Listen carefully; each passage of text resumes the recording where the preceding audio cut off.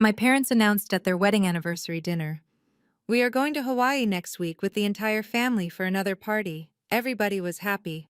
Then I asked them, "What time is the departure?" Dad replied, "You do not know because you are not a part of us.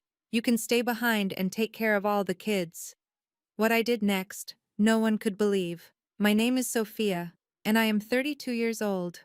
For the last decade, I have been the invisible wallet that funded my family lifestyle. My father James and my mother Beatrice always had a taste for the finer things in Atlanta, but never the bank account to match it. I am a forensic accountant, which means I spend my days tracking down hidden assets and exposing financial fraud. You would think with a job like mine, I would have spotted the fraud living in my own childhood home sooner. But like they say, love is blind, or in my case, loyalty was a blindfold. Before I continue this story of how I left my family with an $18,000 dinner bill, let me know where you are watching from in the comments below. Hit like and subscribe if you have ever been the one doing all the giving while everyone else did the taking. The night everything fell apart started at Chop's Lobster Bar, one of the most expensive steakhouses in Buckhead, Atlanta. We were there to celebrate my parents' 40th wedding anniversary. The table was covered in seafood towers, $300 bottles of Cabernet, and enough Wagyu beef to feed a small army. My younger sister Ebony sat across from me taking endless selfies with her husband Kyle. Ebony is 28 and has never worked a full 40-hour week in her life. She calls herself a lifestyle influencer, which really just means she spends my parents' money to look rich on Instagram. And then there is Kyle, my brother-in-law. He is a mediocre real estate agent who has not sold a house in 2 years, but walks around with the arrogance of a Wall Street tycoon. I sat there sipping my sparkling water watching them ordering dessert. My mother, Beatrice, tapped her glass with a silver spoon to get everyone attention. Her diamond bracelet, which I paid for, off caught the light. She beamed at the table and said, "James and I have a wonderful surprise. Since this anniversary is such a milestone, we have decided to extend the celebration. We are taking the whole family to the Four Seasons in Maui next week for 7 days of relaxation." The table erupted in cheers. Ebony shrieked and clapped her hands. Kyle leaned back in his chair and high-fived my father. I smiled genuinely, feeling a wave of relief. I had been working 80-hour weeks for months, and a break in Hawaii sounded like heaven. I pulled out my calendar on my phone and asked, "That sounds amazing. Mom, what date do we fly out so I can set my out-of-office reply?" The table went deadly silent. My mother looked down at her plate, avoiding my eyes. My father, James, cleared his throat and took a long sip of wine. He looked at me with a cold indifference that sent a chill down my spine. "You are not flying out anywhere, Sophia. You are staying here in Atlanta." I blinked, confused. I asked, "What do you mean?" "The family is going, isn't it?" My father shook his head. "You are not part of the vacation party. We need someone to stay behind and watch Ebony and Kyle, 3 children. And the house needs looking after. The pool, maintenance guys are coming next week, and someone needs to supervise them. Since you are not going, we figured you could stay at our place and handle the domestic duties." I felt the blood drain from my face. I looked at Ebony, waiting for her to defend me, to say that it was crazy to treat her sister like a nanny. But she just smirked and took a bite of her lava cake. She said, "Come on, Sophia, it makes the most sense. You are so good with the kids. And it is not like you have anything else going on. You are always just working anyway." Then Kyle chimed in with that condescending tone he always uses when he speaks to me. He laughed and said, "Yeah, Sophia, think of it as a staycation. You are single. You have no husband and no social life. You are practically built for labor. Let the people who actually know how to enjoy life go to Hawaii. You can pretend the pool in the backyard is the ocean." The disrespect hung in the air, heavy and suffocating. I looked around the table at the people I had supported for 10 years. I paid off the mortgage on my parents' house. I paid for Ebony wedding. I leased the Mercedes. Kyle was currently driving valeted outside, And here they were treating me like hired help, telling me I was not worthy of a vacation, I was only worthy of serving them. Something inside me snapped. It was not a loud explosion. It was a quiet click, like a vault door locking shut. My forensic accountant brain took over. I stopped seeing them as family. I saw them as liabilities, bad investments that needed to be liquidated immediately. I looked at the bill folder sitting at the edge of the table. The waiter had placed it there earlier, expecting the usual routine. I would quietly slip my black card inside and pay for everything, while my father pretended to reach for his wallet. I knew the total. Inside that folder was astronomical. We had ordered the most expensive items on the menu, including 2 bottles of vintage wine that cost $4,000 each. I smiled, a cold, calm smile that didn't reach my eyes. I picked up my purse and stood up. My mother looked up, startled. "Where are you going, Sophia? We haven't even had the toast yet." I looked down at her and said, "I just remembered I do have a life, Kyle, and I have things to do. Enjoy Hawaii. Although I suspect the weather is going to be very stormy for you here in Atlanta." Kyle rolled his eyes. "Sit down. Do not be dramatic, just because you are jealous." I ignored him. I pulled out my phone and opened my banking app. Under the table where they could not see, I tapped on the card management section for my American Express Centurion card, the one authorized user card that my father carried in his wallet and the primary card I usually used for these dinners. I selected the option, Report Lost or Stolen. The app asked me to confirm that this would immediately deactivate all cards associated with the account and decline any pending transactions. I hit Confirm.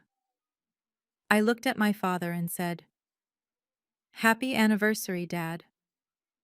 I hope the memory of this dinner is worth $18,000, because that is exactly what it costs." I turned and walked away toward the exit.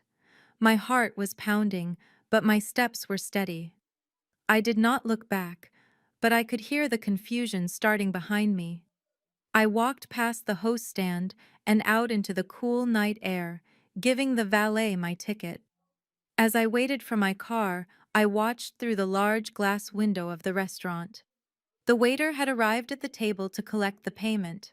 My father laughed, waving his hand dismissively, and handed over the black card, the card I had just deactivated. I saw the waiter walk to the terminal. I saw him swipe it, then frown. He swiped it again. He wiped the strip and inserted the chip. I watched my father's face turn from smug satisfaction to confusion. The waiter walked back to the table and said something. My father stood up, gesturing angrily. He pulled out another card, my mother emergency card, which was also linked to my account. Declined. Kyle stood up, puffing his chest out, probably shouting, "Do you know who we are?" But the manager was already walking over, flanked by 2 security guards. The manager was not smiling. He was pointing at the bill and then pointing at the door. My car pulled up. I tipped the valet $100 and slid into the leather seat.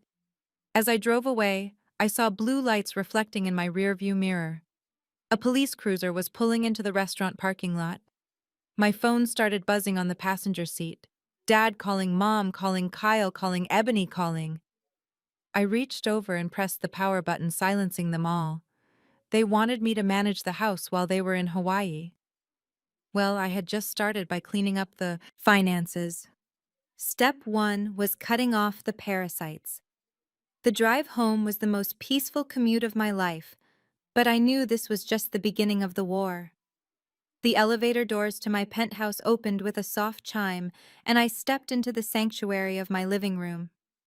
The floor-to-ceiling windows offered a panoramic view of the Atlanta skyline, glittering like a sea of diamonds against the dark, velvet sky. It was quiet here, peaceful. The air smelled of expensive sandalwood and silence. The complete opposite of the chaos I had just left behind at the steakhouse, I tossed my clutch onto the white marble kitchen island and poured myself a glass of Pinot Noir. My hand was steady, my heartbeat was slow and rhythmic, logical and precise. There were no tears. There was no shaking. This was not a breakdown. This was a correction. My phone, which I had tossed onto the sofa cushion, began to vibrate violently again. It had been buzzing non-stop since I drove out of the restaurant parking lot. The screen lit up with the name Dad, followed by Mother, then Ebony, and finally Kyle.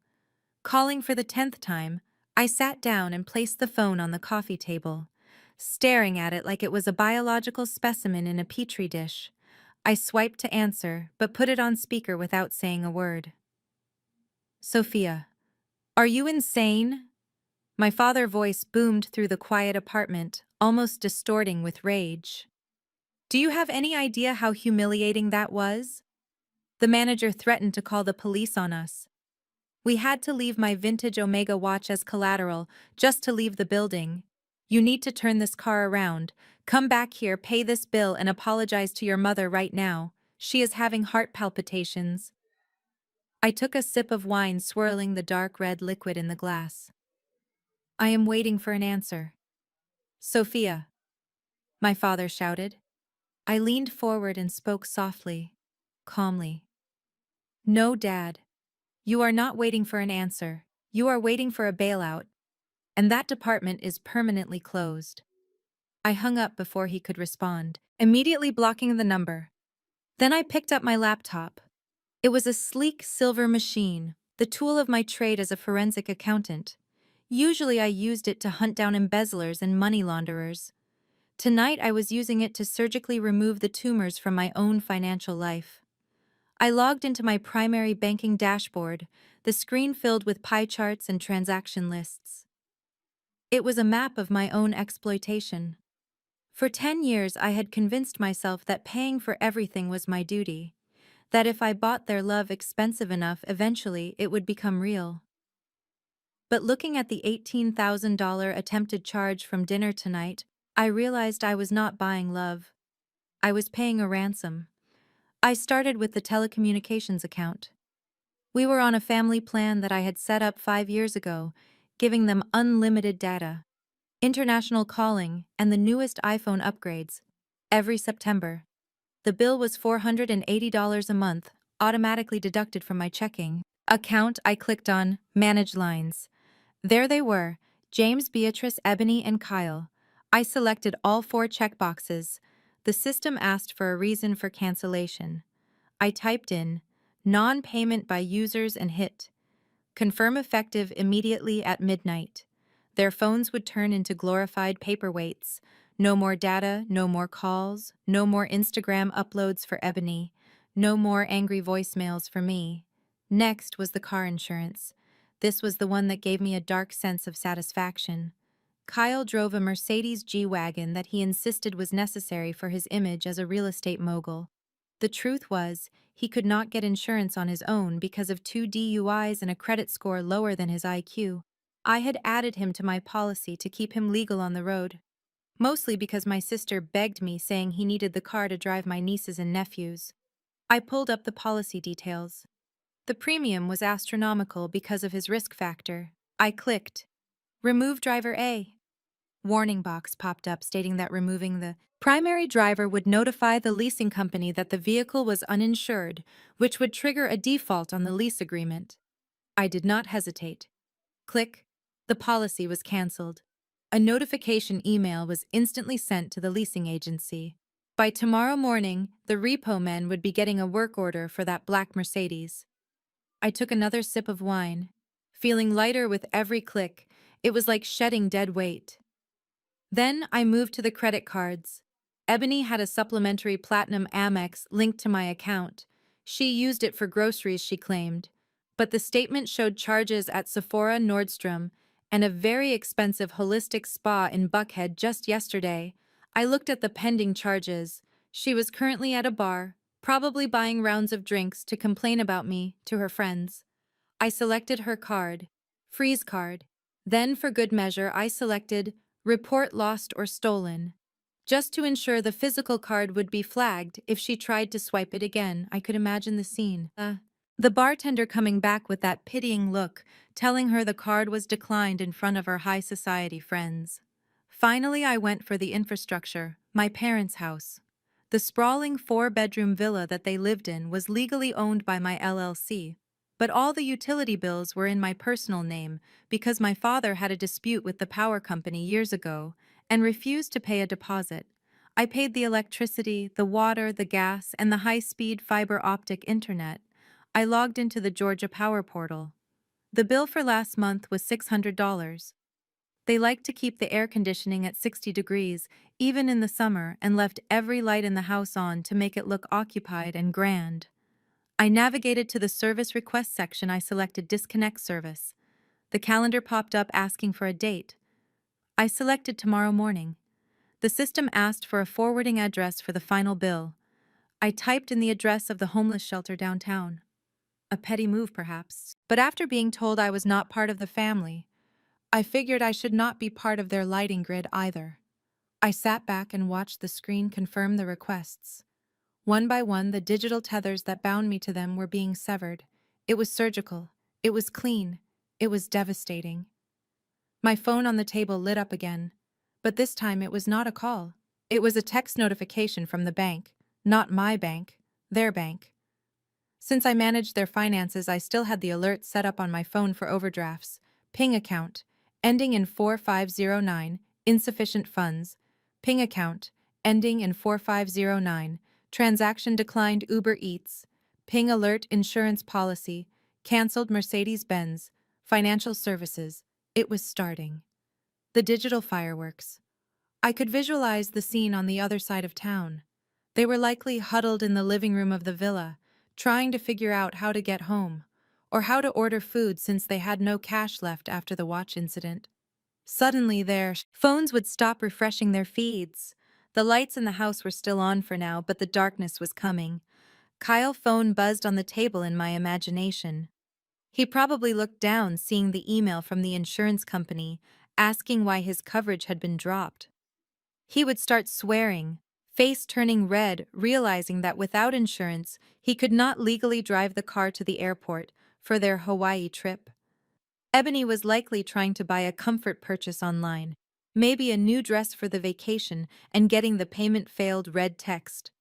She would try again and again, getting more frantic, thinking it was a glitch until she realized the well had run dry. I stood up and walked to the window, looking out at the city lights. The guilt I expected to feel was absent. Instead, there was only a cold clarity. They had told me I was good for nothing but labor and looking after their assets. Well, I was looking after the assets now. I was protecting them from parasites. I picked up my phone and saw a text from Kyle popping up on the lock screen before the service cut off completely. It read, "You think this is funny? You are ruining our lives. When I see you, I am going to make you pay for this." I laughed softly into the empty room. "Make me pay, Kyle. You haven't paid for a single thing in 5 years." I turned off my phone completely, tossing it onto the sofa. I walked into my bedroom and pulled out my suitcase.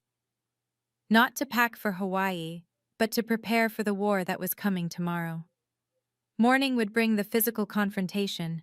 They would come here screaming and demanding, sending flying monkeys to guilt trip me. But tonight, I would sleep the sleep of the just, knowing that for the first time in my life, I was not the one paying the price for their happiness. I climbed into my bed, the Egyptian cotton sheets feeling cool against my skin. I closed my eyes, visualizing the power company truck rolling up to their driveway at 8 in the morning, ready to pull the meter. I visualized the tow truck circling the block looking for Kyle Mercedes. I visualized Ebony trying to call customer service and getting a recorded message saying her number was no longer in service. It was cruel. Yes.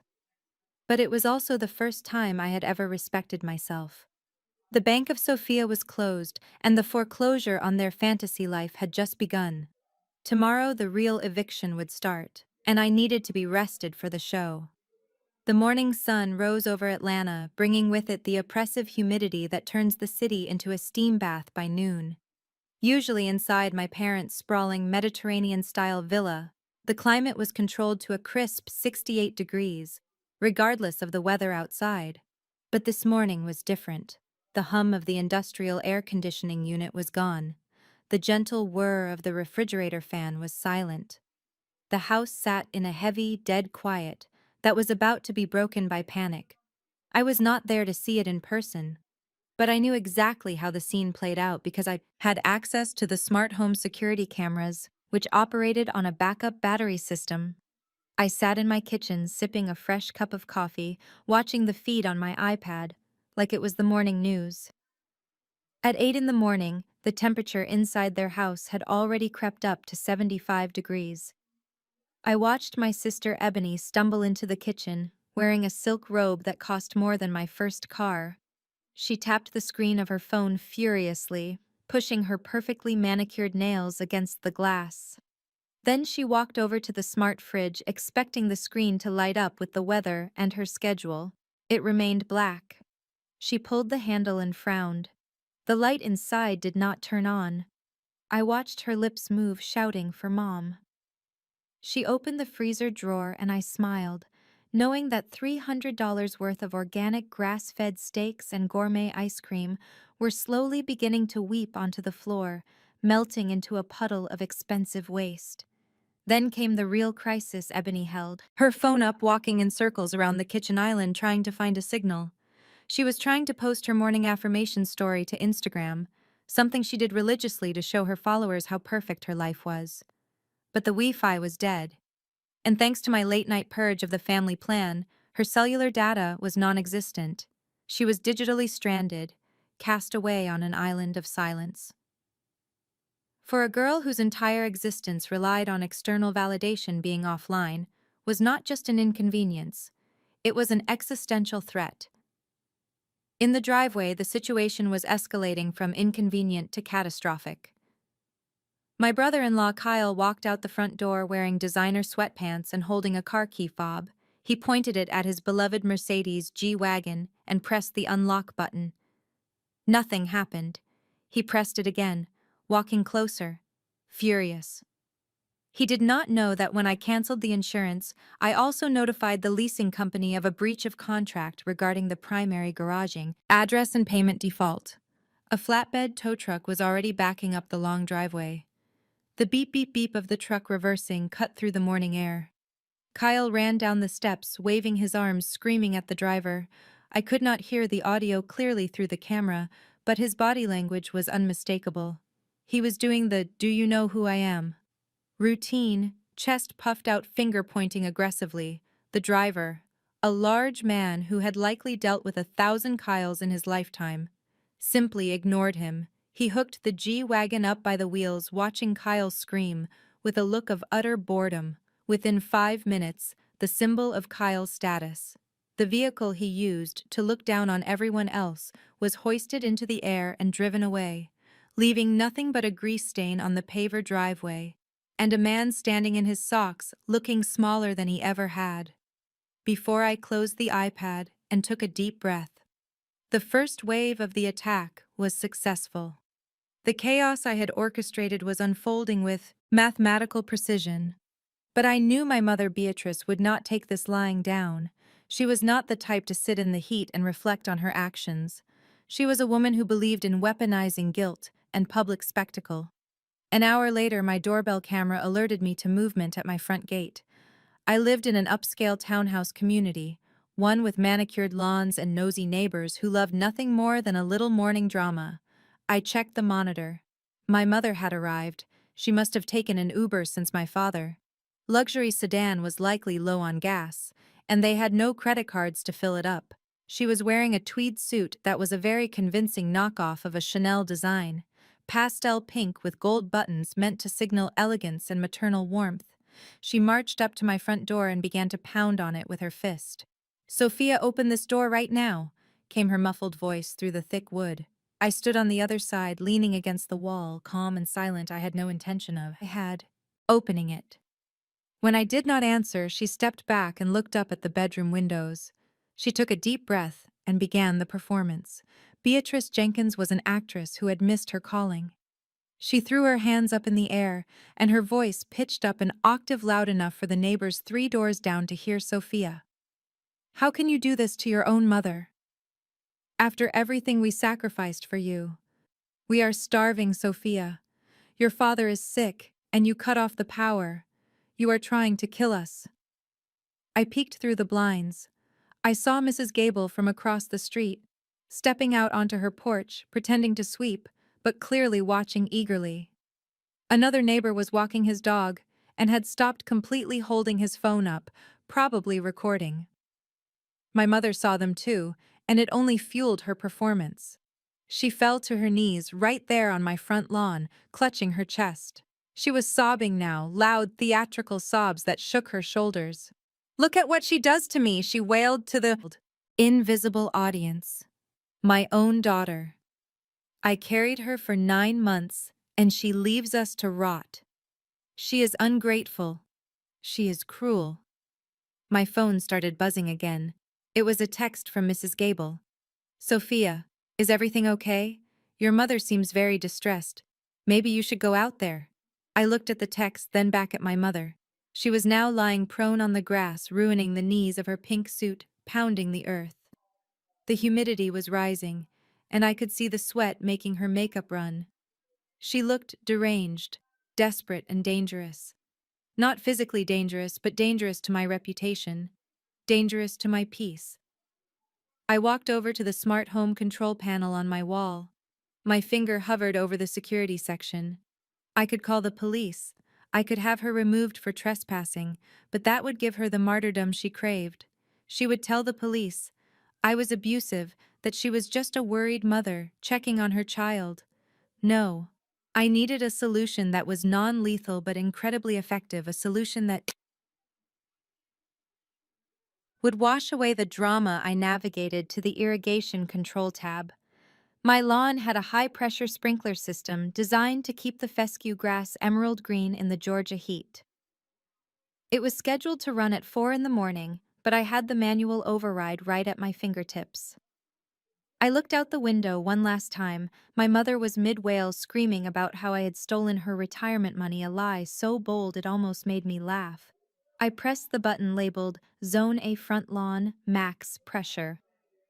There was a sudden hiss, followed by the rhythmic thwack thwack thwack of the impact sprinklers rising from the grass. 6 industrial-grade heads popped up simultaneously, surrounding the spot where my mother was kneeling. The water hit her with the force of a heavy rainstorm. It was not a gentle mist. It was a deluge. Within seconds, the pink tweed suit was soaked through, becoming heavy and dark. The perfectly coiffed hair, which she spent $80 a week maintaining at the salon, plastered to her skull. The water hit her face mid-scream, filling her mouth and silencing the lies. She shrieked, scrambling to get up, slipping on the wet grass. Her dignity dissolved instantly. She was no longer the tragic victim. She was a wet rat in a pink suit, flailing in a mud puddle. The neighbors who had been watching with concern were now covering their mouths, trying to hide their laughter. I watched her stumble backward, blinded by the water, trying to shield her face with her expensive handbag.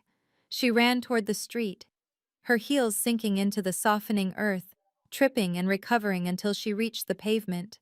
She looked back at my house, mascara running down her cheeks, looking like a character from a horror movie. I tapped the button again, turning the system off. The sprinklers retreated into the ground, leaving only the silence and the smell of wet earth. My phone buzzed. It was Mrs. Gable again. The text simply read, "Nice. Aim." I walked back to the kitchen and poured the rest of my coffee down the sink. The performance was over. My mother had wanted a reaction, she got hydration. Now that the emotional appeal had failed, I knew what was coming next. They would stop trying to shame me and start trying to sue me. The legal threats were inevitable, but unlike them, I had receipts for everything. I sat down at my desk and opened a new folder on my laptop, labeling it. Evidence Phase 1 was complete. The silence in my house felt different now. It was not just quiet, it was fortified, and I was ready for the next siege. I drove to work with the focus of a surgeon preparing for an operation. My office was located in the heart of the financial district, inside a glass and steel tower that scraped the clouds. Sterling and Vance was one of the most prestigious forensic accounting firms in the Southeast. We did not just balance books, we hunted down financial predators. The lobby was a cathedral of marble and intimidation, designed to make anyone who entered feel small unless they belonged there, and for the last 7 years I belonged there. I walked through the security turnstiles, nodding to the guards who knew me by name. I took the express elevator to the 42nd floor. The silence of the ascent gave me time to center myself. I knew my family would not stay quiet for long. The water sprinkler incident was a tactical victory, but the war was far from over. I just did not expect the next battle to happen on my home turf so soon. It was 11 in the morning when the peace of the office was shattered. I was in my corner office reviewing the assets of a shell corporation when my intercom buzzed. It was Jasmine, the receptionist at the front desk. Usually unflappable, but today her voice was tight with tension. Sophia, there are 2 men here to see you. They are causing a disturbance. One of them is shouting demands and refusing to leave. Security is on the way, but he keeps saying he is your family. I sighed, closing my laptop. I knew exactly who it was. I told Jasmine I was coming out and walked down the long corridor lined with modern art and awards. I could hear them before I saw them.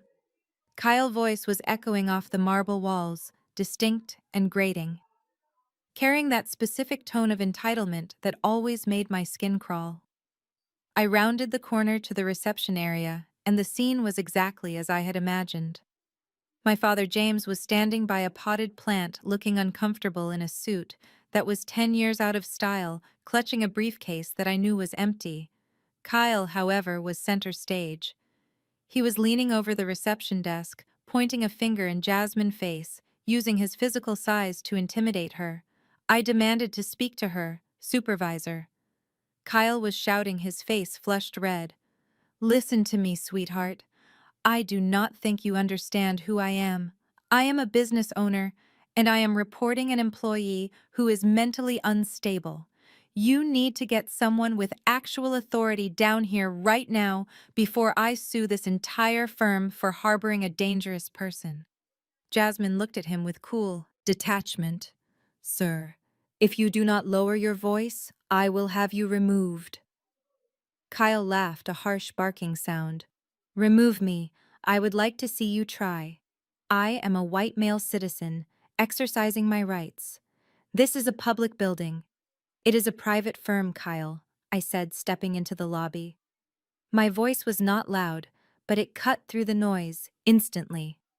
Kyle spun around, his eyes lighting up with malicious glee. Ah, there she is, the prodigal daughter. Everyone, look at her, the woman who leaves her elderly parents to starve and freeze in the dark. He gestured to the empty lobby, as if performing for an audience. My father stepped forward, trying to look dignified. Sophia, this has gone far enough. You need to stop this nonsense. The power company said only the account holder can restore service. You are going to call them right now and apologize to your mother. I crossed my arms and leaned against the wall, unmoved. Dad, you are trespassing. And Kyle, you are harassing my staff. I suggest you leave before you embarrass yourselves further than you already have, Kyle sneered, stepping closer to me, invading my personal space. Embarrassed. You should be the one embarrassed, Sophia. We are here to tell your boss exactly what kind of person you are. We are going to tell them how you abuse your family, how you are financially unstable, how you stole our identity to book a fake trip. We will make sure you are fired by lunchtime. You will be lucky if you can get a job flipping burgers when I am done with you. I looked at him calmly, amazed at his delusion. You think you can get me fired? Kyle, you do not even know what I do here. I know you are just a number cruncher. Kyle spat. Probably an assistant to someone important. Well, I want to see that important person. Get your boss out here. Now, be careful what you wish for.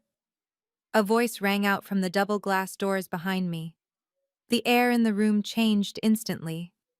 Miranda Vance, the managing partner of the firm, stepped into the lobby. Miranda was a force of nature, a 6-foot-tall, black woman who wore bespoke Italian suits and commanded respect with a single glance.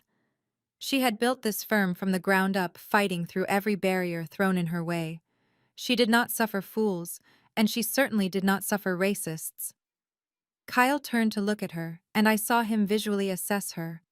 He saw a black woman, and his internal bias immediately categorized her as someone he could bully. He assumed she was an office manager. Maybe? HR. He puffed his chest out again, smiling that condescending smile. Finally, someone who looks like they can follow instructions, Kyle said, smoothing his jacket. Are you the supervisor of this girl? Miranda walked forward, her heels clicking rhythmically on the marble floor. She stopped 3 feet from Kyle, looking down at him over her glasses. I am Miranda Vance, the Vance on the building sign outside, and you are disturbing my peace. Kyle faltered for a second, but his arrogance pushed him forward. Well, Ms. Vance, you have a problem employee here, Sophia? Jenkins. She is unstable. She has cut off her family finances. She is erratic, and quite frankly, she represents a liability to your company as a moral failure. We, as her concerned family, think you should terminate her immediately for the good of your reputation. Miranda looked at Kyle. Then she looked at my father, who was shrinking into the background. Then she looked at me. She did not look angry. She looked amused.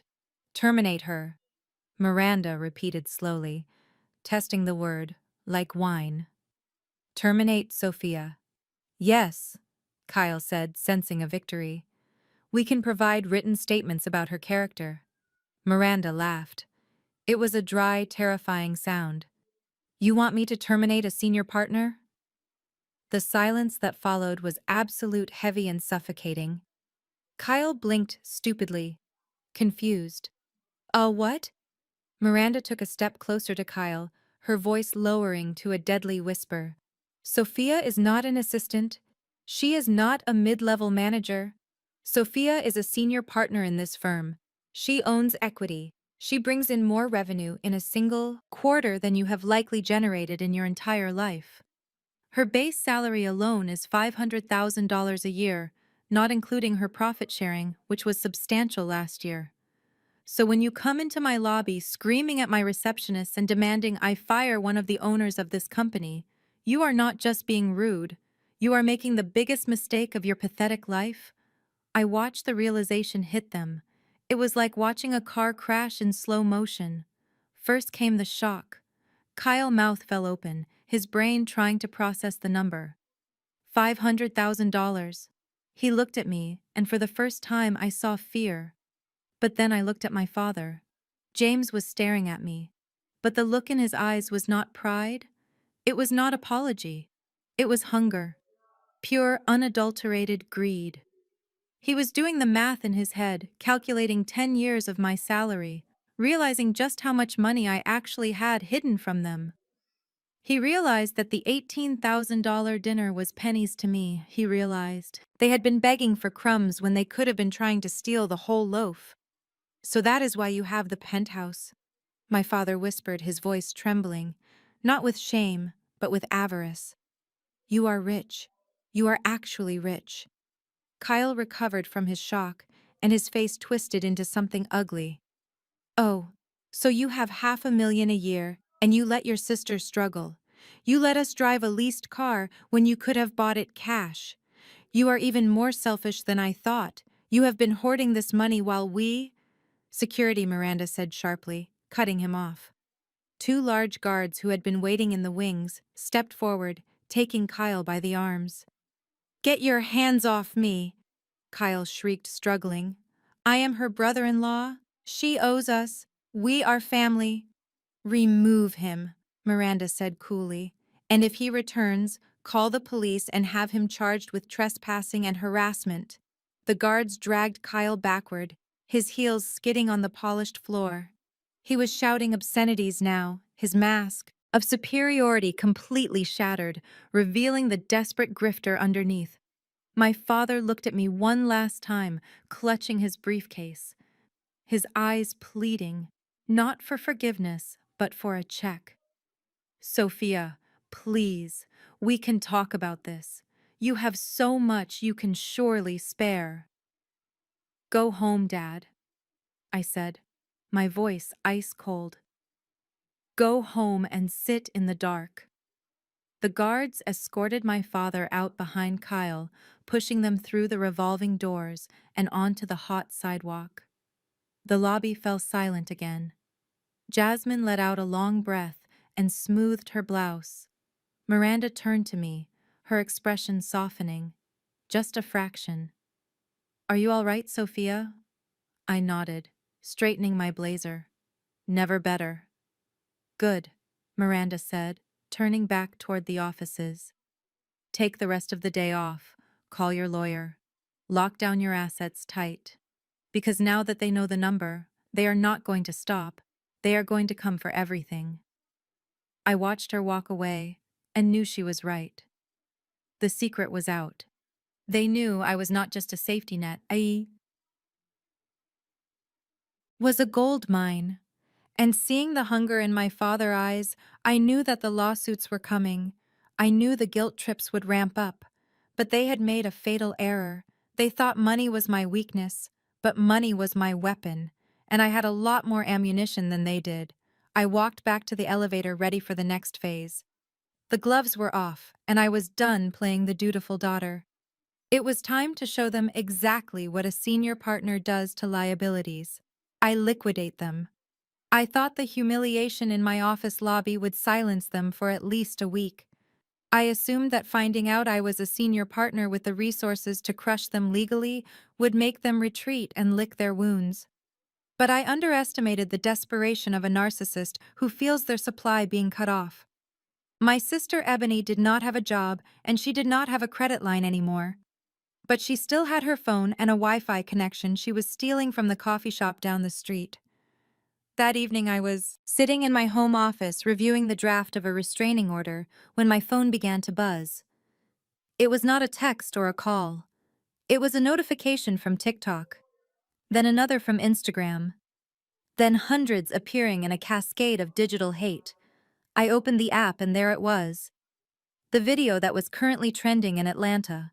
Ebony was sitting in her car, likely because the house was sweltering hot without AC. She had the ring light attached to her dashboard, and she was crying. Not the ugly crying of genuine grief, but the pretty single tear crying she had perfected in high school drama club. Guys, I did not want to do this, she whispered into the camera, her voice trembling perfectly. I have been trying to protect my sister for years, but today she crossed a line. My sister Sophia has always been jealous of me. She has always wanted my life. She tried to get with my husband Kyle years ago, and when he chose me, she vowed to destroy us. Now she has cut off our power. She has stolen our money and she is trying to make our parents homeless just because she is bitter and alone. She is abusing her financial power to punish us for being happy. I watched the video with a detached fascination. It was a masterclass in manipulation. She had framed herself as the victim of a wealthy, vindictive spinster. Within hours, the video had 50,000 likes. The comments section was a cesspool of misinformed rage. People were calling for my head. One user wrote, "This is financial abuse. Someone needs to find this woman and teach her a lesson." Another wrote, "Imagine being rich and letting your parents starve just because you could not get the guy. What a witch." Hashtags like justice, for Ebony and boycott. Sterling and Vance started popping up. She was not just attacking my character. She was attacking my livelihood. If this gained enough traction, clients might start pulling away from my firm to avoid the controversy. Most people would have panicked. Most people would have gone into the comments section and started arguing, trying to defend themselves against a mob that had already made up its mind. But I do not argue with emotions. I argue with data. I am a forensic accountant. My entire career is built on the principle that numbers do not lie. People do. I picked up my phone and called my personal attorney, Davis. I did not even say hello. Davis, are you watching this? Yes, Sophia. I am watching it, Davis replied, his voice grim. We can sue her for defamation per se. This is malicious and false. Do it, I said. But a lawsuit takes months. I need to stop the bleeding tonight. Draft a cease and desist order immediately, but do not send it yet. I am going to release a statement, Sophia Davis warned. Be careful. The court of public opinion is messy. I am not going to write a statement, Davis. I am going to release the ledger. I hung up and opened my laptop. I navigated to the folder labeled Family Expenses. For 10 years, I had tracked every single penny I spent on them, not because I planned to use it against them, but because it was my job to be meticulous. I had receipts, bank transfer confirmations, credit card statements, and invoices. I opened a new spreadsheet and began to compile the data. It was a long list. The total at the bottom of the column was staggering even to me. $1,240,000 over 10 years. I decided to format it simply. I created a PDF document titled The Truth About the Jenkins Family Finances. Then I began to redact the sensitive account numbers, leaving the dates, the amounts, and the descriptions clearly visible. Row 1 was the mortgage payments for the house they lived in, totaling $400,000. Row 2 was the legal fees for Kyle, 2 DUIs and his assault charge from 3 years ago, totaling $55,000. Row 3 was the most damning. It was a series of payments to the Buckhead Plastic Surgery Center labeled Ebony Medical Expenses. In her video, Ebony claimed, I was jealous of her natural beauty. I highlighted the $12,000 charge for her breast augmentation and the $8,000 charge for her liposuction, giving the document a very specific, chaotic energy. I also highlighted the payments for her wedding, which cost $60,000. The same wedding she claimed I tried to ruin. The same wedding where she supposedly stole Kyle from me. The receipts showed that not only did I pay for the venue, the catering, and her dress, I also paid for the honeymoon. I saved the document. Then I logged into my own dormant Twitter account and my LinkedIn page. I wrote a simple caption. My sister, Ebony Jenkins, has made serious public allegations regarding financial abuse and my character. In the interest of transparency, here is the full accounting of the financial support I have provided to my family over the last decade, totaling $1.2 million. This includes the funding for the lifestyle she is currently using to attack me. Facts over feelings. I hit upload. Then I sat back and waited. The internet is a fickle beast. It loves a victim, but there is one thing it loves more than a victim: receipts. The reaction was almost instantaneous. The first few comments were still hateful, but then the readers started arriving. People began to actually look at the document. The mood shifted from anger to shock, and then to hilarity. Wait a minute, one user commented. She said she was naturally perfect, but her sister paid 12 bands for her boobs. This is embarrassing. Another user wrote, look at page 4. She paid for the husband bail money 5 times. If my sister-in-law paid my bail, I would not be making TikToks about her. I would be washing her car. The tide turned so fast it gave me whiplash. The hashtag Justice for Ebony was hijacked by people posting screenshots of the most ridiculous expenses I had covered. One charge for a $4,000 handbag for Ebony. Birthday became a meme. Then came the legal hammer. My lawyer Davis emailed the cease and desist order to Ebony and posted a public notice that any further defamatory statements would result in immediate litigation, seeking damages for the full $1.2 million. I watched Ebony follower count start to drop.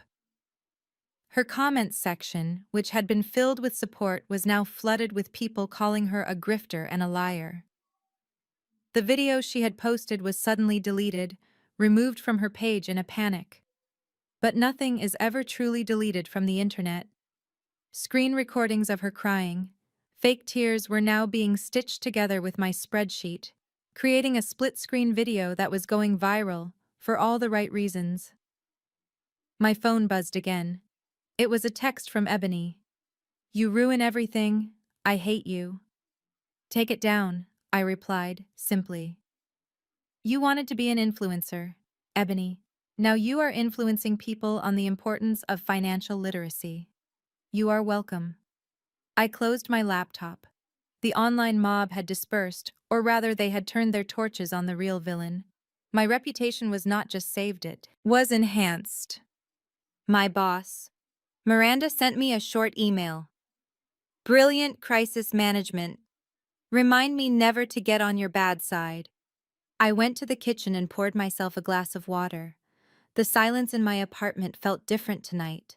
It was the silence of victory. They had tried to attack me in my home, at my job, and now on the world stage. Every time they struck, I hit back harder, not with violence, but with the truth. They were learning the hard way, that when you bite the hand that feeds you, the hand might just slap you back with a 7-figure receipt. And I had plenty more receipts where those came from. The smell of stale cigarette smoke and cheap cologne hit me the moment I walked into the law office of Henderson and Associates. It was located in a rundown strip mall next to a vape shop and a discount mattress store, which set the perfect tone for the meeting. The carpet was a suspicious shade of brown, and the reception desk was unmanned, forcing my high-powered corporate attorney Davis and me to ring a rusted service bell just to get attention. This was the best legal representation my family could afford on short notice. I almost felt insulted. If they were going to sue me for everything I had earned, they could have at least hired someone who owned a vacuum cleaner. Davis adjusted his silk tie and gave me a side-eye that spoke volumes.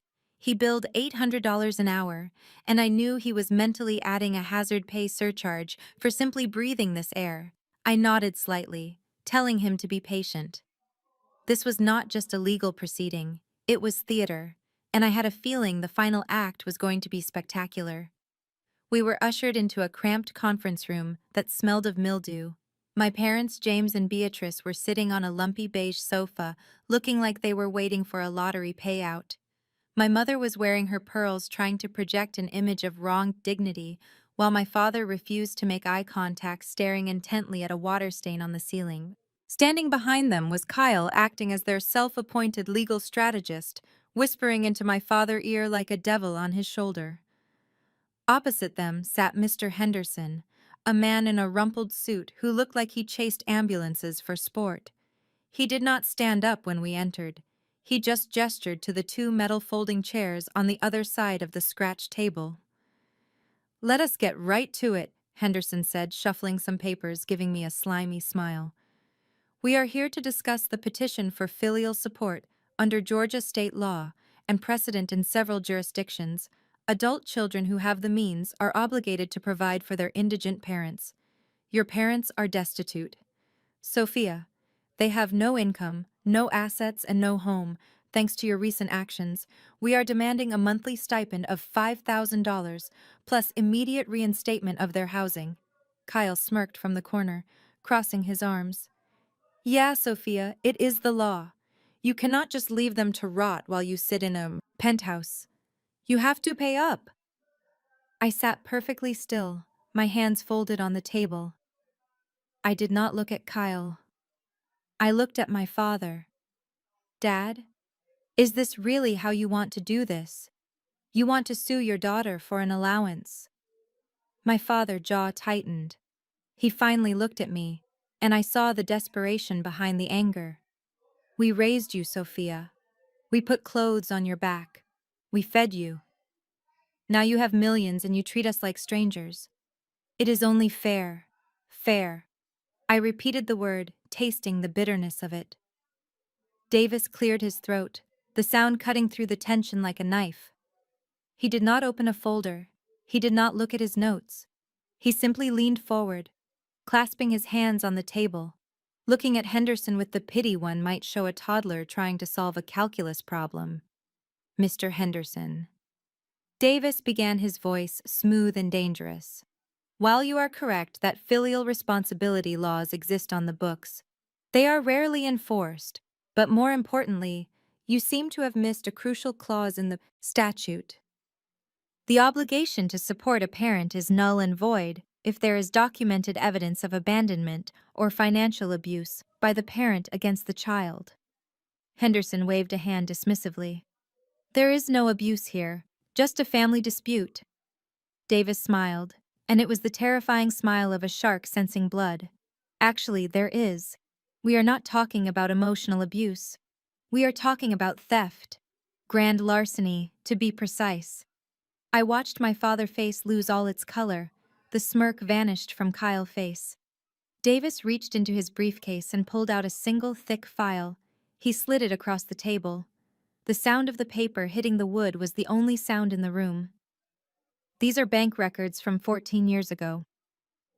Davis said, narrating as Henderson opened the file. Sophia's grandmother left her a college fund totaling $50,000. It was in a custodial account meant to be transferred to her upon her 18th birthday. However, the records show that 2 weeks before that birthday, the entire balance was liquidated. My mother gasped, putting a hand to her mouth. James, you told me the market crashed. You told me the investments failed. Davis continued, ignoring her. The money was not lost in the market. It was withdrawn in cash at the cashier cage of the Beau Rivage Casino in Biloxi, Mississippi, over a span of 3 days. The signature on the withdrawal slip belongs to you, Mr. James Jenkins. The room went deadly silent. The hum of the vending machine in the hallway sounded like a jet engine. My father slumped in his seat, shrinking into himself. He looked small, old, and pathetic. You stole my future, Dad, I said, my voice steady, devoid of tears. I worked 3 jobs to put myself through Georgia State. I scrubbed toilets while you gambled away the only safety net I had. And now, 14 years later, you have the audacity to sit here and demand that I pay you for the privilege of being your victim. Henderson looked at the documents, then at his client. He closed the file abruptly, realizing his case had just evaporated.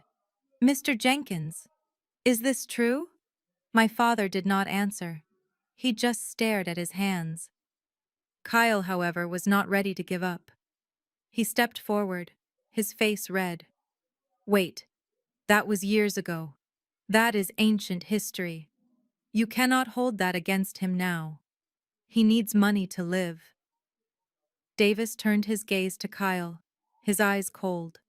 The statute of limitations for criminal prosecution may have passed, but the statute for establishing a pattern of financial abuse in civil court has not. No judge in this state will grant alimony to a father who embezzled his daughter's education fund. In fact, if you pursue this, we will counter-sue for the principal amount, plus 14 years of interest. We will garnish his Social Security. We will take whatever pennies he has left. Kyle opened his mouth to argue, but Henderson held up a hand, shutting him up quiet. We are done here, Henderson said, his voice defeated, looking at my parents. I cannot win this case. You did not tell me about the casino. My mother turned to my father, hitting his arm with her purse. You lied to me, James. You said we were just unlucky. You gambled it away. You gambled away her school money. I stood up, smoothing my skirt. I felt a sense of finality. This was the last tie. The last little thread of guilt I had been holding on to was gone. They had tried to weaponize the law against me, and it had backfired spectacularly. Come on, Davis, I said, walking toward the door. I think we have wasted enough billable hours on this. I paused at the door and turned back to look at them one last time. My father was hiding his face in his hands. My mother was sobbing quietly.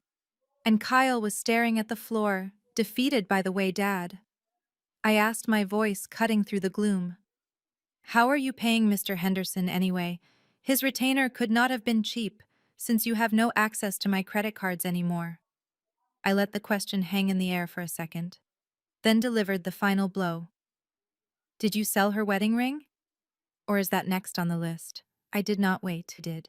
For an answer, I walked out of the dingy office and into the bright sunlight of the parking lot. The air tasted sweet, fresh, and clean.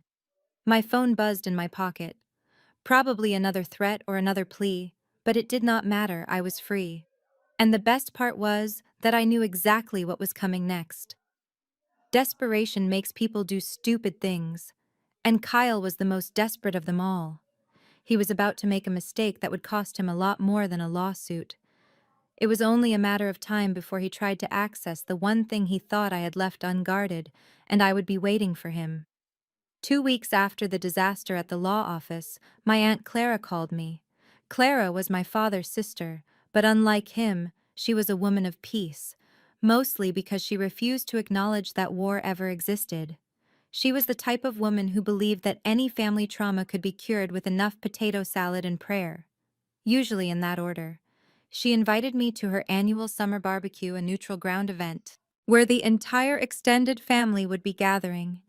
I hesitated, knowing it was a trap, but my curiosity got the better of me.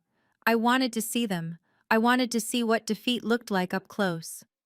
So I put on a white sundress, applied a layer of waterproof mascara just in case, and drove my Porsche to Clara House in the suburbs. The atmosphere when I arrived was thick with tension, heavily masked by the smell of charcoal and ribs. Conversations stopped the moment I walked into the backyard. My cousins gave me awkward waves but kept their distance, unsure if I was the villain or the hero of the family saga. I walked straight to Aunt Clara, who hugged me tight, whispering that she just wanted everyone to get along. Then came the performance. My mother, Beatrice, spotted me from the picnic table where she was holding court. She stood up, wiping her hands on a napkin, and walked toward me with her arms outstretched. It was an award-winning act. She did not look angry, she looked fragile. Her shoulders were slumped. Her eyes were misty, and she walked with a slight limp that I had never seen before. "Sophia, my baby," she crooned loud enough for the neighbors to hear. "I am so glad you came. We have missed you so much." She wrapped me in a hug that smelled of expensive perfume and desperation. I stood stiffly, allowing it, but not returning it. When she pulled back, she kept her hands on my shoulders, looking into my eyes. "I am sorry, Sophia," she said, her voice trembling. "We have been under so much stress. Your father and I. We just want what is best for everyone. Maybe we pushed too hard. We are just old and scared. We do not want to lose our daughter over money. Can we just start over? Can we just be a family again?" It was the apology I had wanted to hear for 20 years, but hearing it now, I realized it was hollow. It was not an apology for what they did. It was a strategy to get back what they lost. I looked over her shoulder and saw my father watching us warily from the grill. He gave me a curt nod, a silent truce born of necessity. I decided to play along. I softened my expression, letting my shoulders drop. "Okay, Mom," I said quietly. "I am tired of fighting too. Let us just try to have a nice day." The relief on her face was immediate and terrifyingly genuine. She thought she had cracked the code. She thought the ATM was back online. She patted my cheek and led me toward the main table, treating me like the prodigal son returning home. For the next hour, I was the center of attention. My family hovered around me, laughing too hard at my jokes, filling my plate with food, treating me with a level of respect that felt completely foreign. It was intoxicating, and if I were a weaker woman, I might have fallen for it. But I was not weak. I was observant. And the person I was observing most closely was Kyle. My brother-in-law had been unusually quiet. He was sitting at the edge of the patio, nursing a beer, watching me with eyes that were too alert. He was not sulking, which worried me. A sulking Kyle was predictable. Quiet Kyle was plotting. As the sun began to set, casting long shadows across the lawn, the party moved into a more relaxed phase. The music was turned up and people started dancing. Kyle finally made his move. He walked over to the cooler, grabbed 2 cold beers, and approached where I was sitting alone on a garden bench. He held a bottle out to me, peace offering. He said, a charming smile plastered on his face. "Look, Sophia, I know we have had our differences. I know I said some things I shouldn't have. I was stressed about the house, about the kids. I just want you to know I respect you. You built an empire and I should have respected that from day one." I looked at the beer, then at him. I took the bottle. "Thanks, Kyle. I appreciate that." He sat down next to me, not too close, just close enough to be conversational. So are we good? He asked, taking a sip. No more lawsuits, no more police. I took a long drink, letting out a sigh. We are good, Kyle. I made my point. You guys learned your lesson. I am ready to move on. Excellent, Kyle said, relaxing visibly. You know, Ebony is really sorry too. She is just embarrassed. She looks up to you so much. I nodded, feigning a slight tipsiness from the wine I had been drinking earlier. Yeah, I know. It is just hard being the responsible one all the time, you know?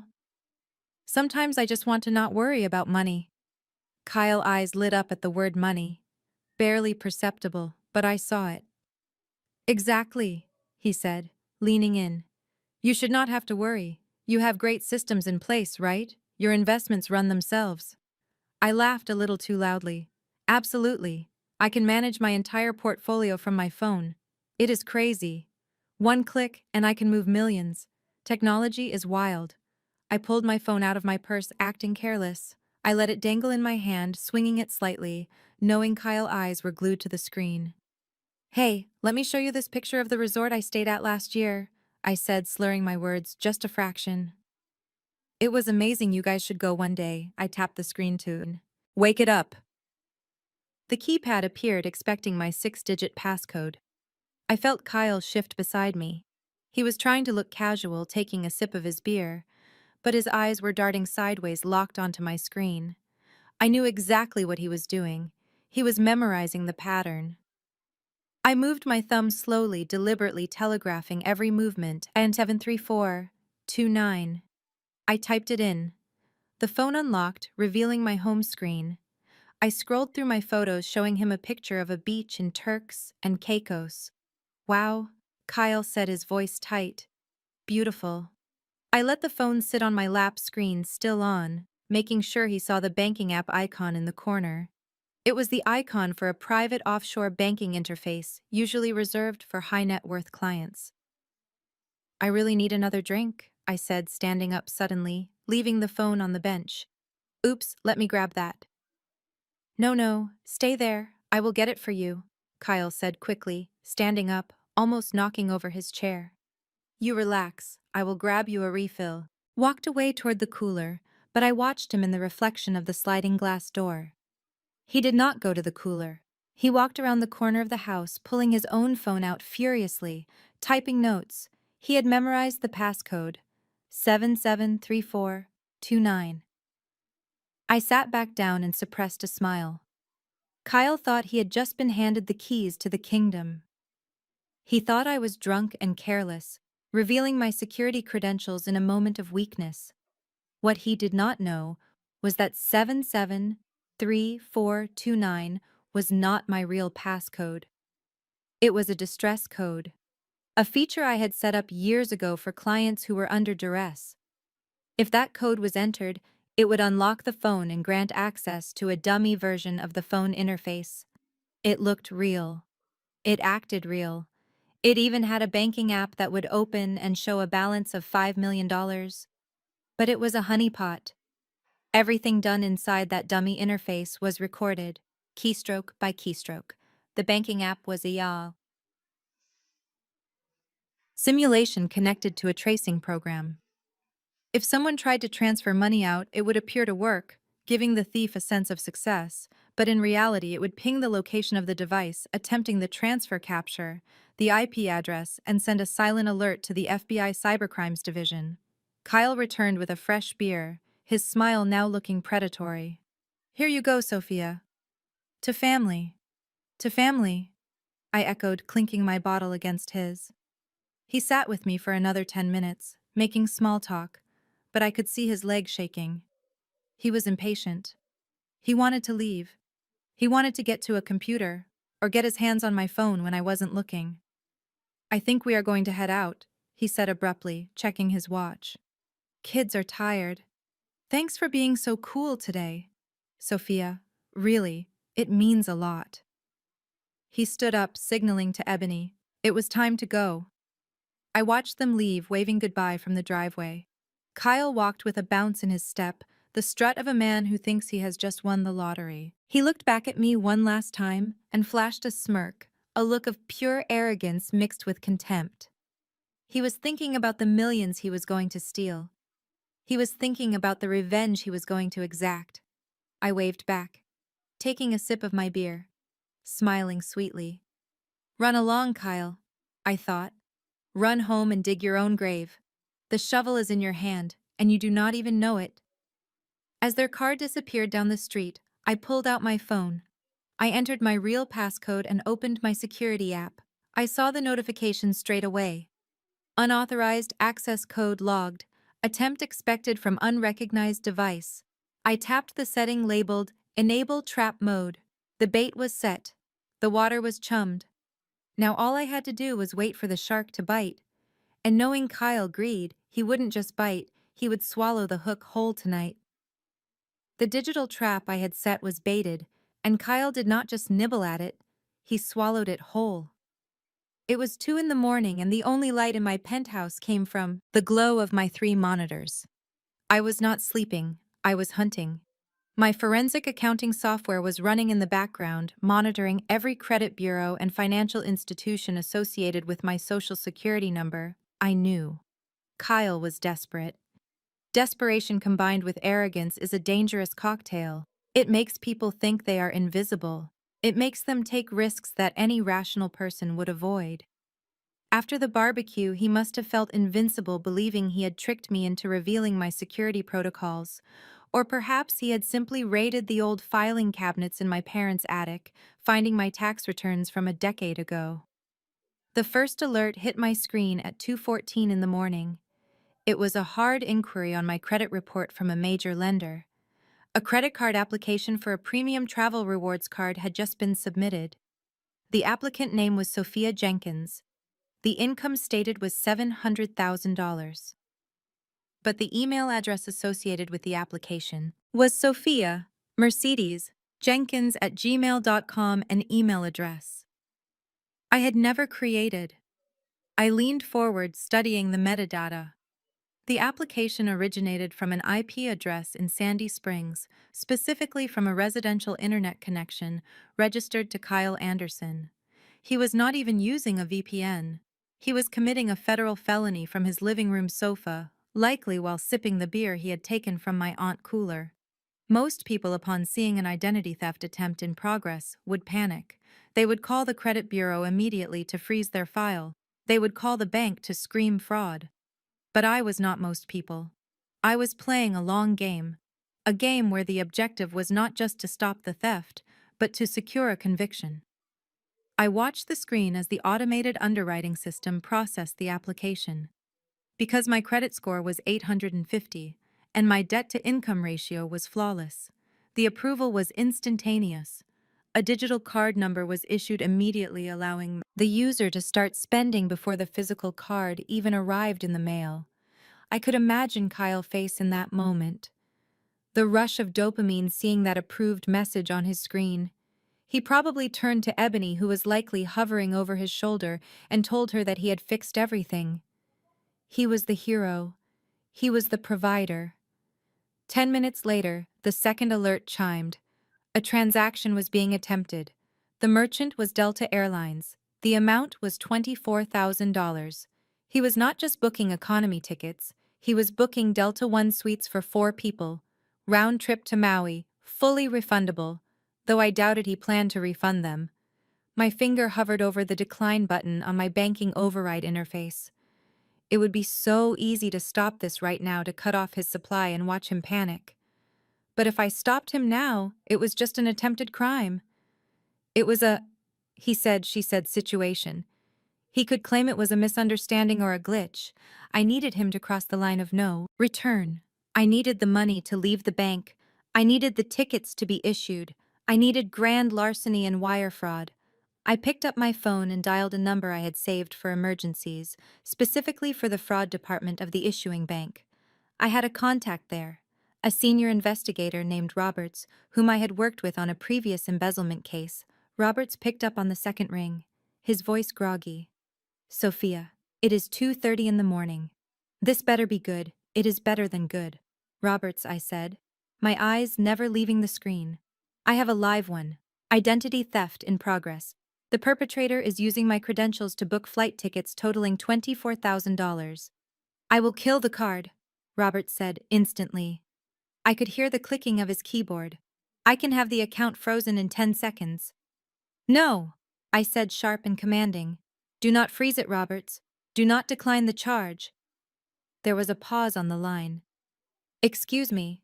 I want you to authorize the transaction, I said calmly. Let the payment go through. Let the tickets be issued. I want a record of the completed sale. I want the PNR number, and I want the confirmation email sent to the fraudulent address he created. Sophia Roberts warned, his voice dropping to a serious whisper. If we authorize this, you are liable for that money until we can prove fraud in a court of law. You are looking at a 24 grand hole in your pocket. I know the risks, I said. I am building a case. Roberts, this is not just some random hacker in a basement. This is a family member attempting to defraud me. The local police will call it a civil dispute. If I just stop him now, I need federal charges. I need wire fraud. I need him to board that plane, or at least attempt to. Roberts sighed, the sound of a man who knew better than to argue with me. You are terrifying. You know that. Fine. I am flagging the account as under surveillance, but I am overriding the fraud block. The charge is going through now. I watched the screen.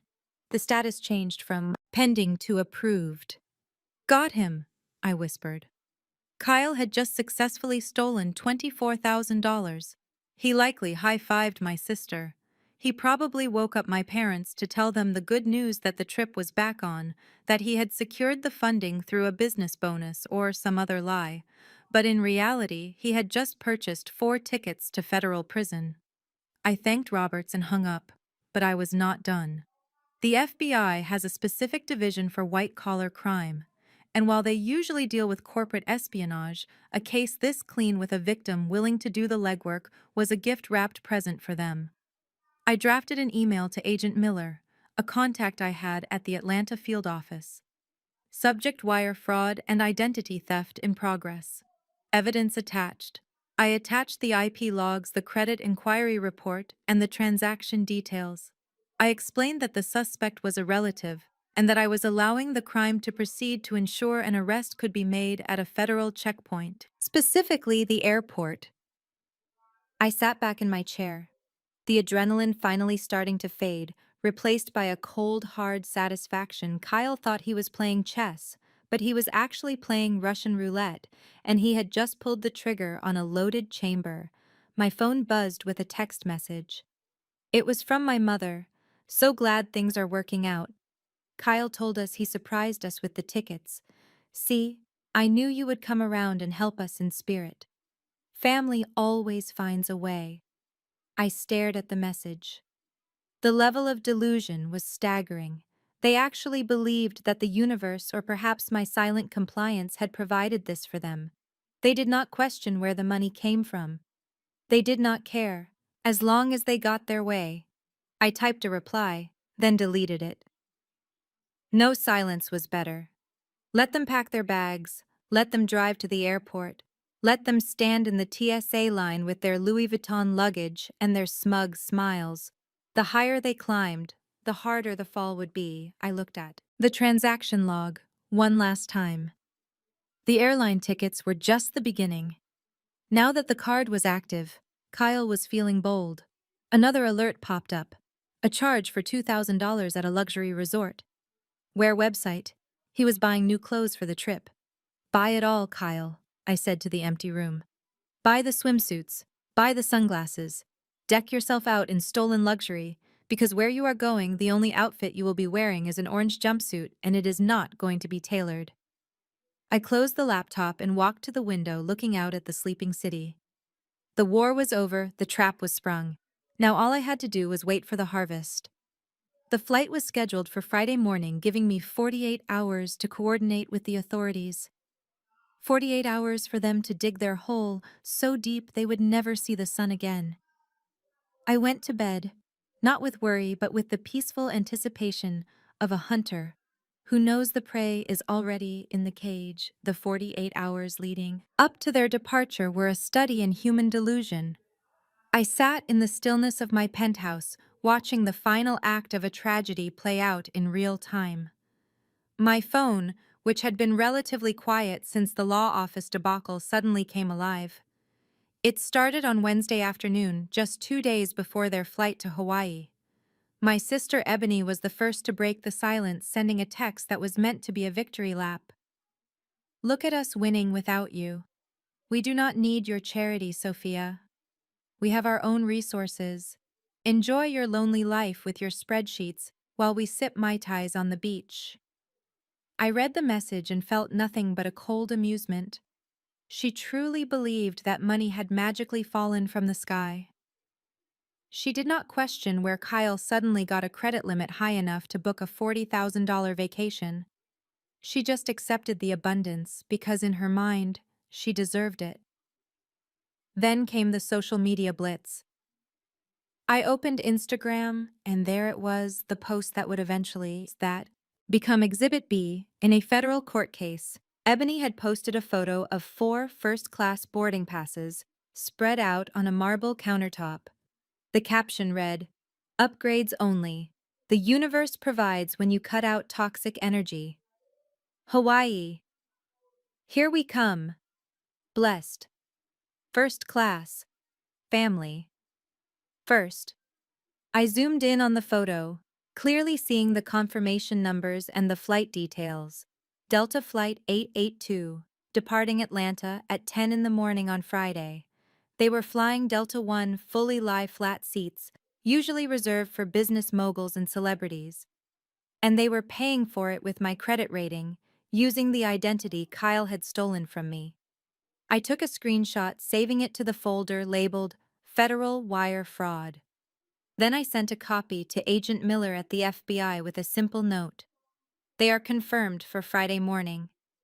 But the digital taunts were only half the story. I wanted to see them.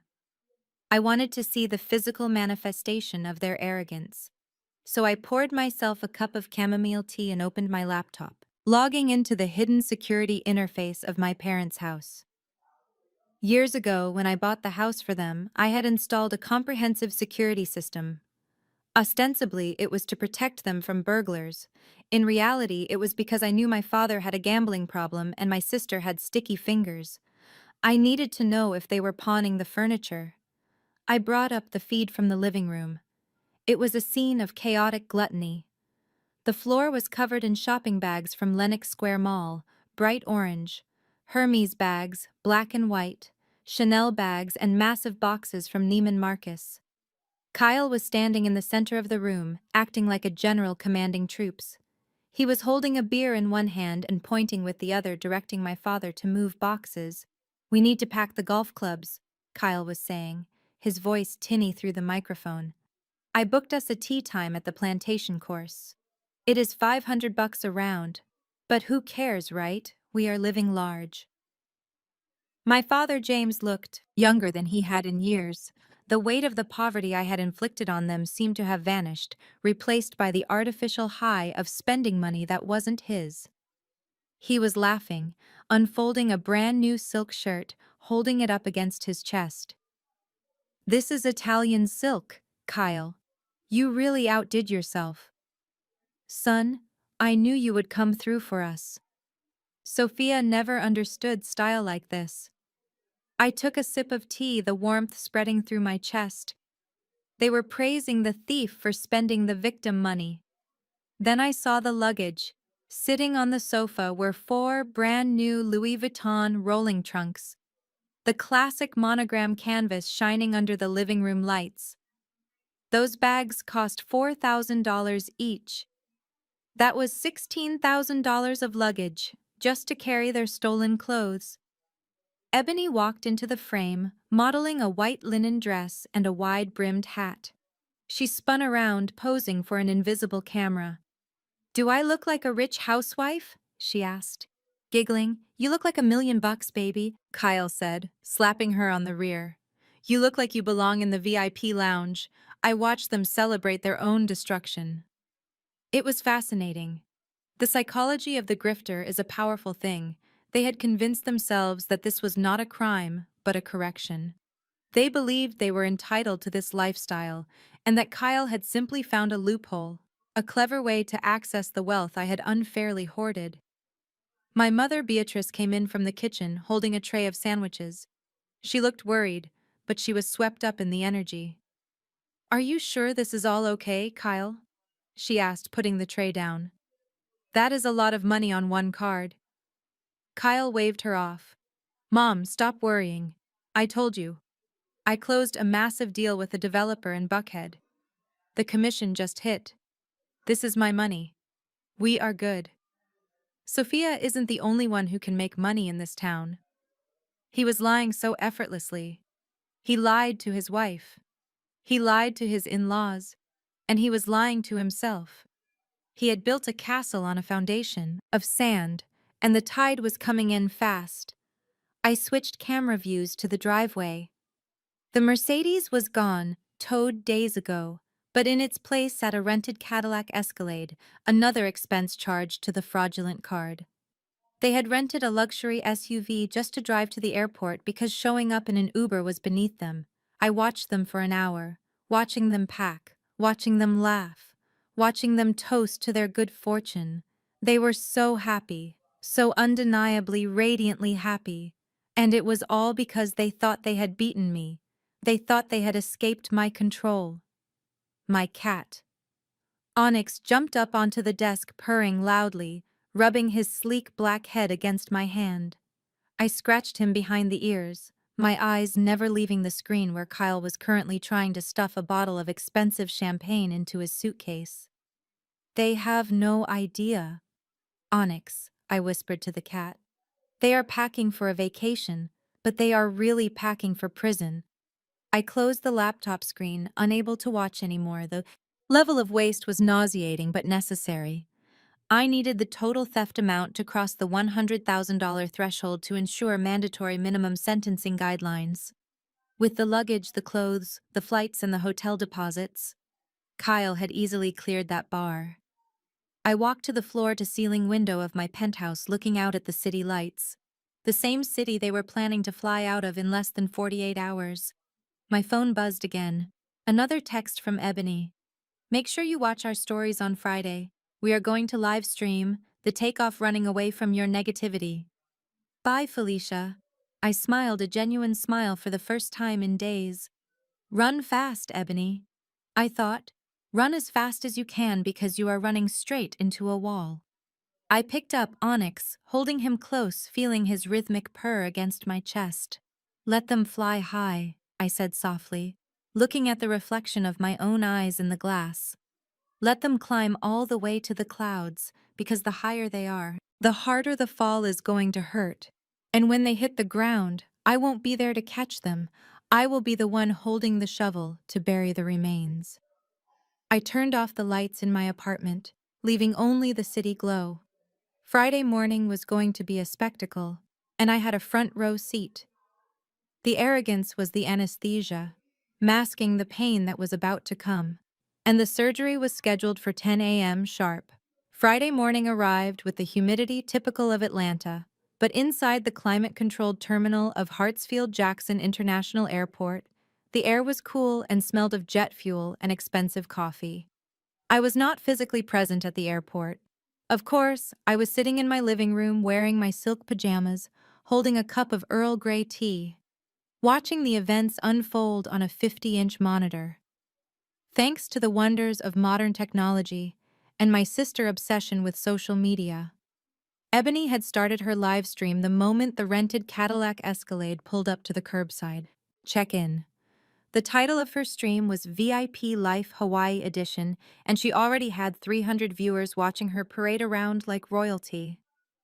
I watched as Kyle stepped out of the vehicle wearing a white linen suit that looked ridiculous for a commercial flight, along with a fedora that he probably thought made him look like a movie star, but actually made him look like a Prohibition-era gangster on a budget. He snapped his fingers at the sky cap, pointing imperiously at the 4 Louis Vuitton trunks stacked in the trunk of the SUV. "Be careful with those, my man," Kyle said, his voice booming through ebony phone microphone. That luggage costs more than your car. I took a sip of tea, feeling the warmth settle in my stomach. The arrogance was almost impressive. They walked through the automatic doors, pushing past a family struggling with a stroller, their noses high in the air. Ebony panned the camera around to show off her outfit, a sundress she had bought yesterday with the stolen credit card number, waving to her followers. "We are heading straight to the Delta One check-in," she narrated, her voice high and breathless. "No lines for us today, guys." When you manifest abundance, the universe opens the red velvet ropes. They approach the dedicated priority. Check-in area, a quiet, carpeted enclave away from the chaos of the main terminal. The desk agent, a woman with a tight bun and a professional smile, greeted them. "Passports, please," she said. Kyle slapped the stack of 4 passports onto the counter along with his phone, which displayed the digital boarding passes. "We are all set, sweetheart. Just need to check these bags and get directions to the lounge. We need some champagne before wheels up." I watched the agent pick up the passports. She scanned Kyle's passport first, then scanned the boarding pass on his phone. On my screen, I could not see the agent monitor, but I knew exactly what was happening. The moment that barcode was scanned, it triggered a silent alarm in the Department of Homeland Security system. It was the digital equivalent of stepping on a landmine. The agent's smile faltered just for a fraction of a second. She typed something quickly on her keyboard, then typed again. Her brow furrowed.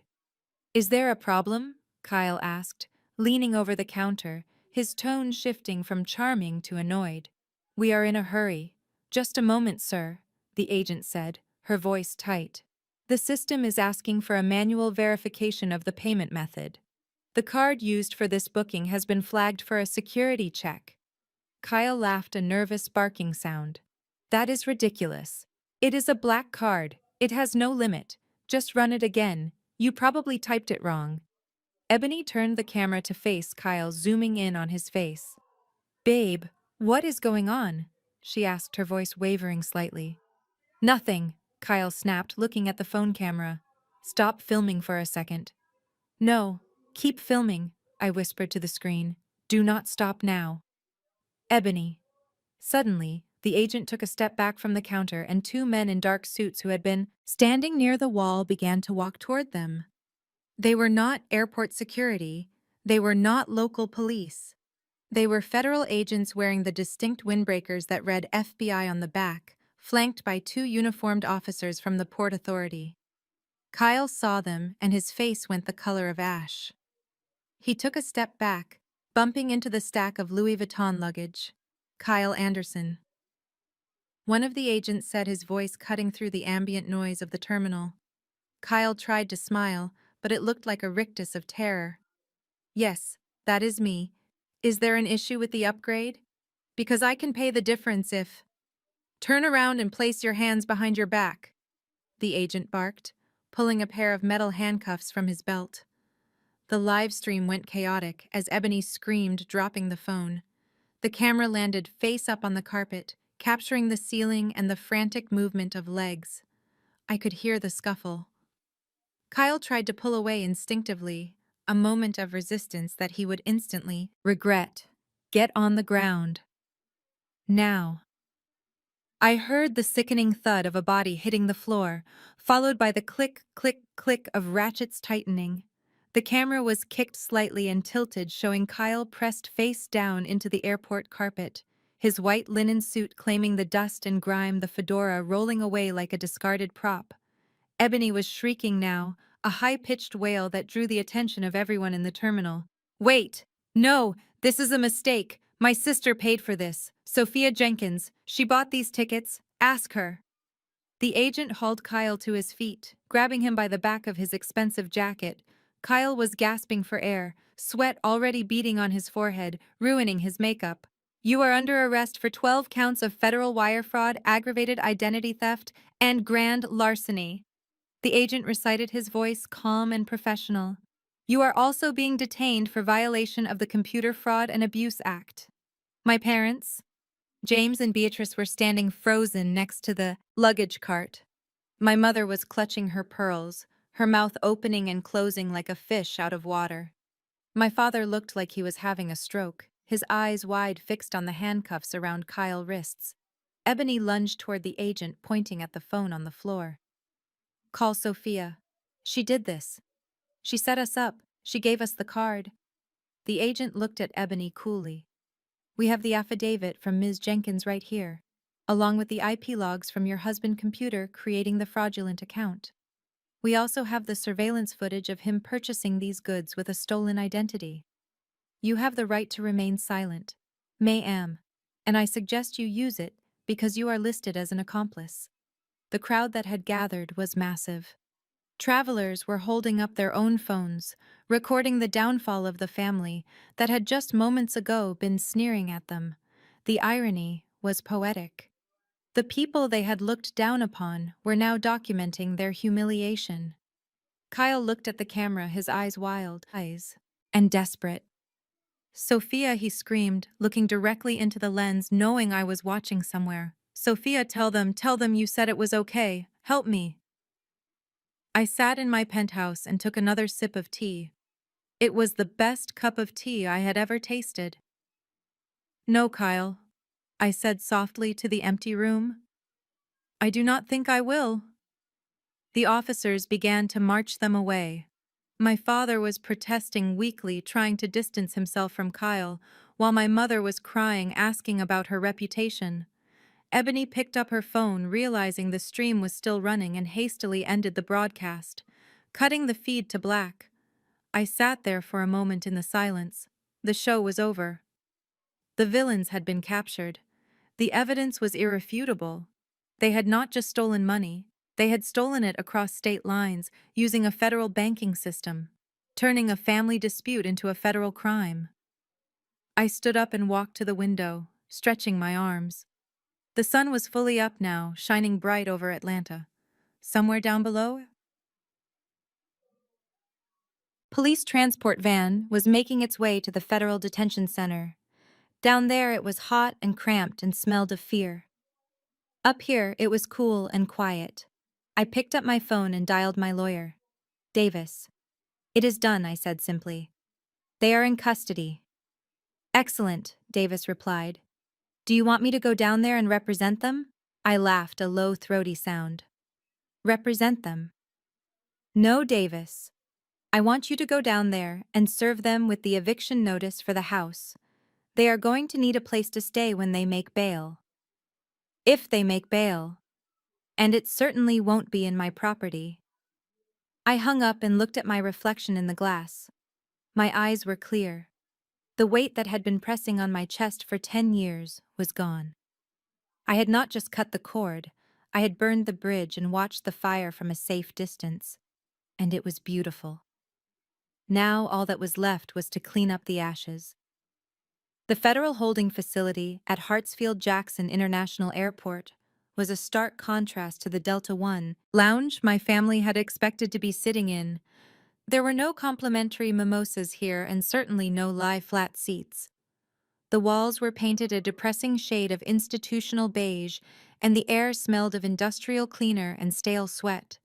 I stood in the observation room staring through the one-way mirror at the people who shared my DNA.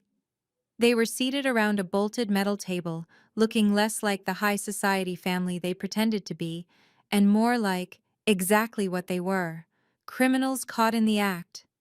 Agent Miller stood beside me, his arms crossed, holding a clipboard. He looked at me with a mixture of respect and pity. "Ms. Jenkins, are you ready to proceed? We can do this separately if you prefer, but given the conflicting statements we have already received during the initial booking, I believe a group confrontation might yield the truth faster." I nodded, my eyes fixed on my mother. Beatrice. She was slumped in her chair, clutching a tissue to her chest, her expensive makeup streaked down her face, making her look like a melting wax figure. Beside her, my father James was staring at the table, refusing to make eye contact with anyone. And then there was Kyle and Ebony, sitting as far apart from each other as the handcuffs would allow. The golden couple was tarnished. "Let them talk," I said softly. "I want to hear what they have to say." Miller pressed a button on the console, and the audio from the interrogation room flooded our small dark booth. He then walked out of the observation room and entered the interrogation room, slamming the heavy door behind him. The sound made everyone jump, except Kyle, who just looked defeated. Miller sat down, throwing a file folder onto the table. The noise echoed in the small room. He looked at each of them in turn, letting the silence stretch until it was unbearable. "We have a problem, folks," Miller began, his voice deceptively calm. "You were stopped attempting to board an international flight with tickets purchased using a stolen identity. The credit card used belongs to Sophia Jenkins. The total fraudulent charges, including the luxury goods found in your possession, exceed $100,000. That puts us firmly in federal territory. Now, before I start writing up the official charges, does anyone want to tell me whose idea this was?" The reaction was instantaneous, and it was exactly what I expected from a family of parasites. Survival instinct kicked in, overriding any sense of loyalty. "It was him!" Ebony shrieked, pointing a manicured finger at her husband. "It was all Kyle." "We didn't know anything, officer. I swear. He told us he closed a big real estate deal. He told us he got a commission check for 50 grand. He said he wanted to treat the family because we have been so stressed lately." My mother jumped in, nodding furiously, her voice trembling. "Yes, that is right. We are just elderly parents. We don't know how these digital things work. Kyle booked everything. He handled the luggage. He handled the car. We thought it was his money. We would never steal from our own daughter. We love Sophia." I watched through the glass, feeling a cold lack of surprise. They were throwing him to the wolves without a second thought. My father, James, finally looked up, adding his shovel of dirt to Kyle's grave. I asked him. James lied, his voice shaking. I asked him specifically, "Kyle, is this money clean?" And he looked me in the eye and said, "Yes, he tricked us. He used us to mule those stolen goods. We are victims here just as much as Sophia is." I looked at Kyle. His face was a mask of shock. He looked from his wife to his in-laws, his mouth opening and closing silently. He had spent 5 years trying to impress these people, trying to buy their affection with leased cars and picked up tabs. And now, the moment the heat was turned up, they were treating him like a stranger. Miller looked at Kyle, raising an eyebrow. "Well, Mr. Anderson, your wife and in-laws seem to think you are the mastermind here. What do you have to say about that? Did you trick them?"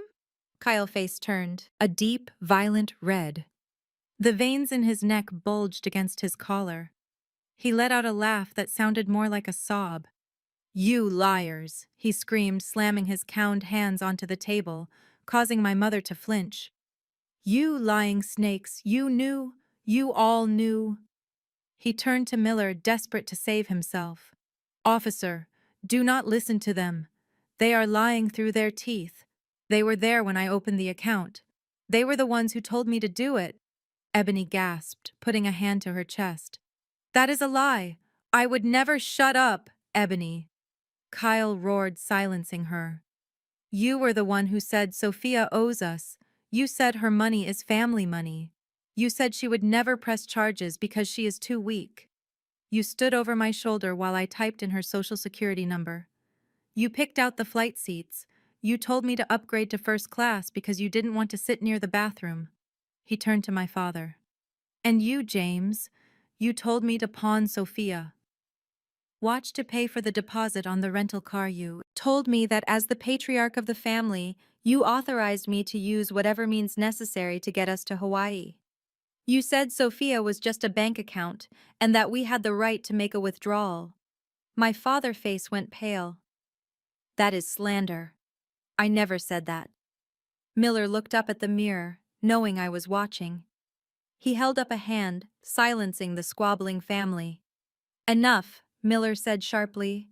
"It seems we have a classic case of," he said, she said, "the husband claims a conspiracy, the family claims ignorance. Usually this would take weeks to unravel." Miller stood up and walked over to the wall monitor. He pulled a small USB drive from his pocket, the one I had given him 10 minutes ago. However, Miller continued, Ms. Jenkins is a forensic accountant. She deals in evidence, not stories, and it seems she has a very sophisticated security system in her parents' home, a system that records audio and high-definition video. The color drained from Ebony's face entirely. My mother stopped crying mid-sob. Her eyes darted around the room as if looking for a camera, hidden in the walls.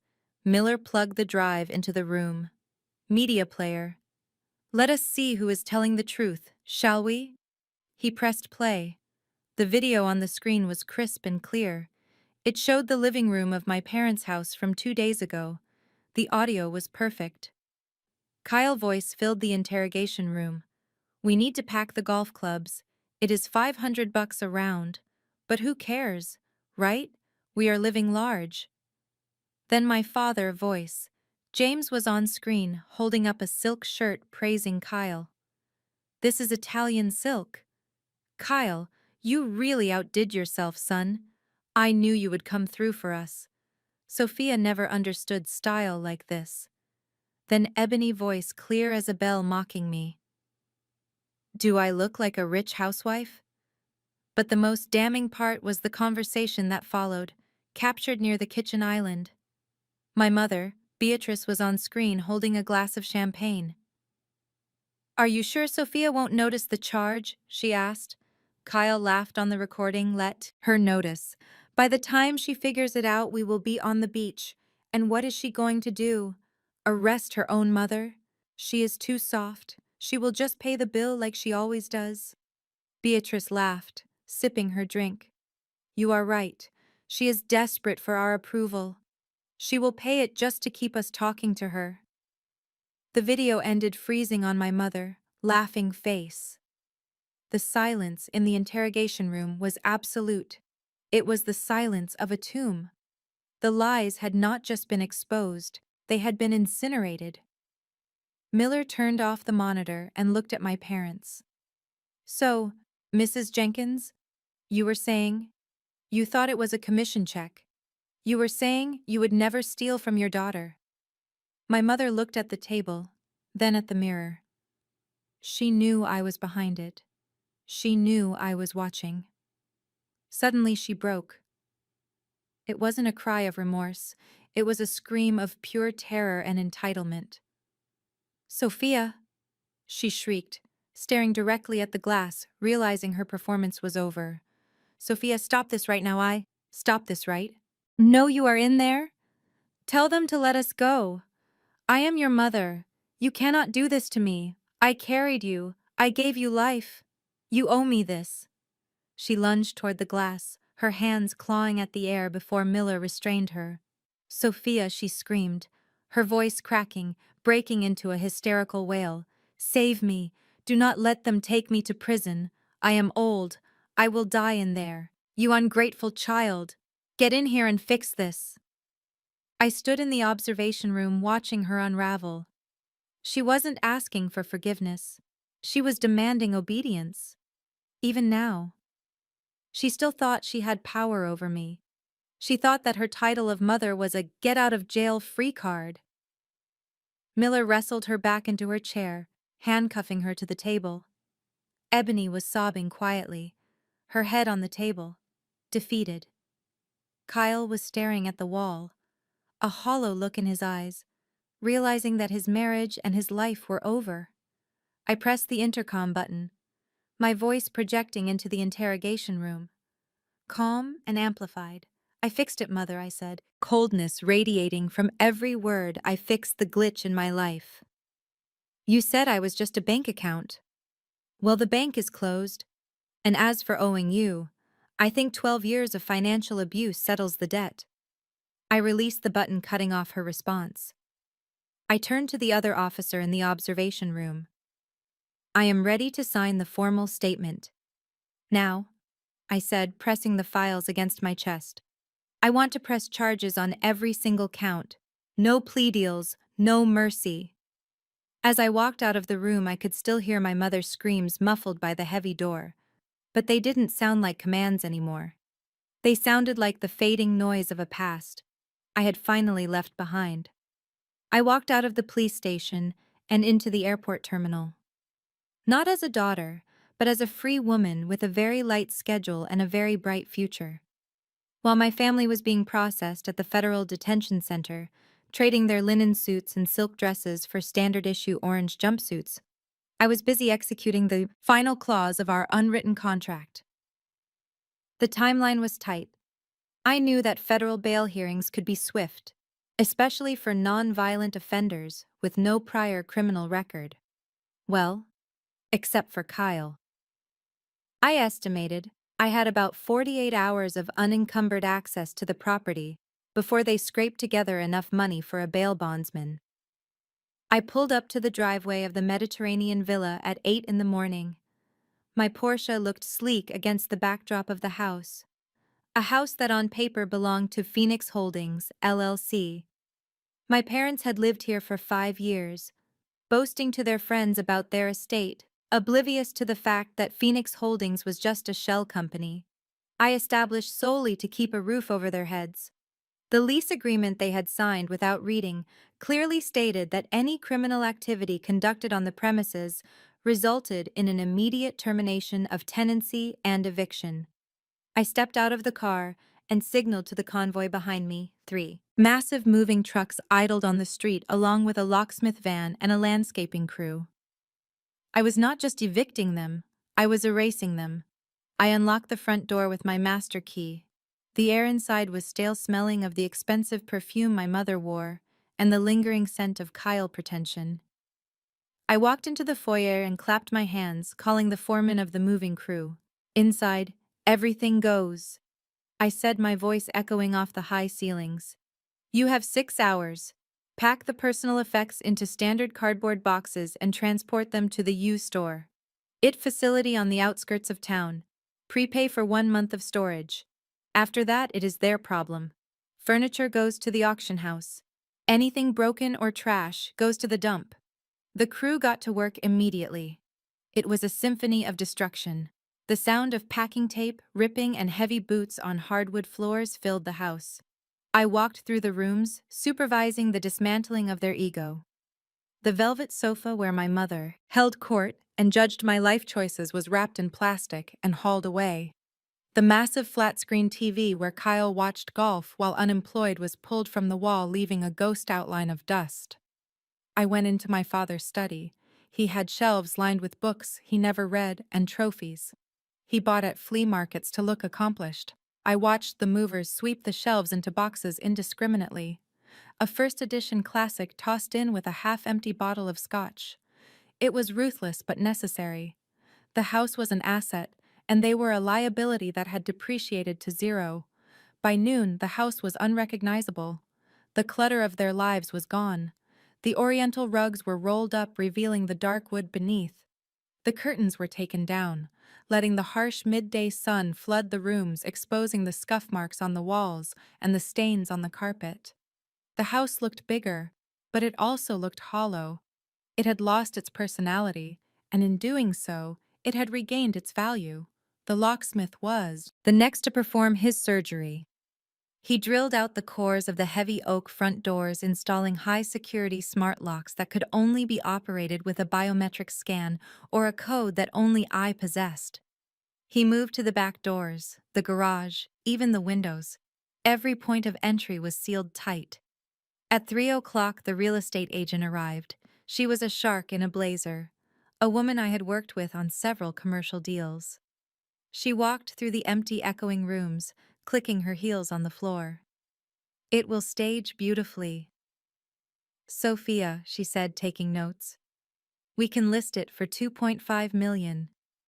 The market is hot right now. When can we put the sign up?" "Right now," I said. "Do not wait. I want the sign in the yard before the sun goes down." I watched from the porch as the wooden post was hammered into the manicured lawn. The sign swung in the gentle breeze. "For sale. Phoenix Holdings, immediate possession." I left a single white envelope taped to the glass of the front door inside, facing out. It contained the eviction notice, the location of the storage unit, and the single key to the padlock on that unit. It was the only key they would be getting from me. I drove away, Just as the sun began to dip below the tree line, the house was silent, empty, and purged. I felt a strange lightness, as if I had just exorcised a demon. The physical space where they had plotted against me, where they had laughed at my expense, was no longer theirs. It was just inventory. 36 hours later, the inevitable happened. My phone alerted me that the security system at the house had detected motion at the front door. I was at my office sitting in a glass-walled conference room, but I paused the meeting to open the app I needed to see this. The camera feed loaded, showing a taxi van pulling up to the curb. It was a sad sight. My parents stepped out looking 10 years older than they had 2 days ago. My mother's hair was flat and greasy, her makeup gone, revealing the deep lines of stress on her face. My father wore the same clothes he had been arrested in now, rumpled and stained. Ebony followed, looking like a ghost, her eyes red and swollen. Kyle was the last to emerge, moving stiffly, likely sore from sleeping on a concrete bench. They stood on the sidewalk for a moment, staring at the house. Then they saw it. The for sale sign planted firmly in the middle of the lawn. I saw my mother mouth the word, "No." She grabbed my father's arm, shaking him, pointing at the sign. They hurried toward the front door, desperation giving them a burst of energy. Kyle reached the door first. He fumbled in his pocket, pulling out his key ring. He jammed his key into the lock and twisted. It didn't turn. He twisted harder, rattling the handle, putting his shoulder into the wood, trying to force it. "It is not working," he shouted, his voice tinny on the audio feed. She changed the locks. Ebony pushed him aside. "Let me try." She tried her key. Nothing. The mechanism was solid, unyielding steel. My mother pressed her face against the glass, shielding her eyes with her hands, trying to see inside. She screamed a sound that was muffled by the heavy door but still audible. "It is empty, James. The furniture is gone. Everything is gone."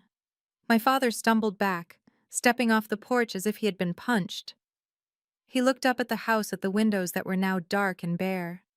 He realized in that moment that they were not just locked out, they were homeless. Kyle ran around the side of the house, trying the garage keypad, trying to pry open a window, but the security shutters were down. He came back to the front, breathing hard, kicking the for sale sign in a fit of impotent rage. "We have to break in," Ebony cried. "We live here. This is illegal. She cannot do this." My father shook his head, staring at the envelope taped to the glass.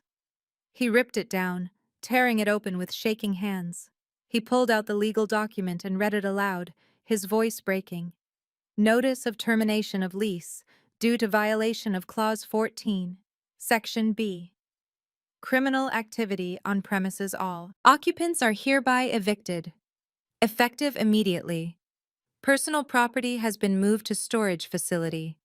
B access code provided."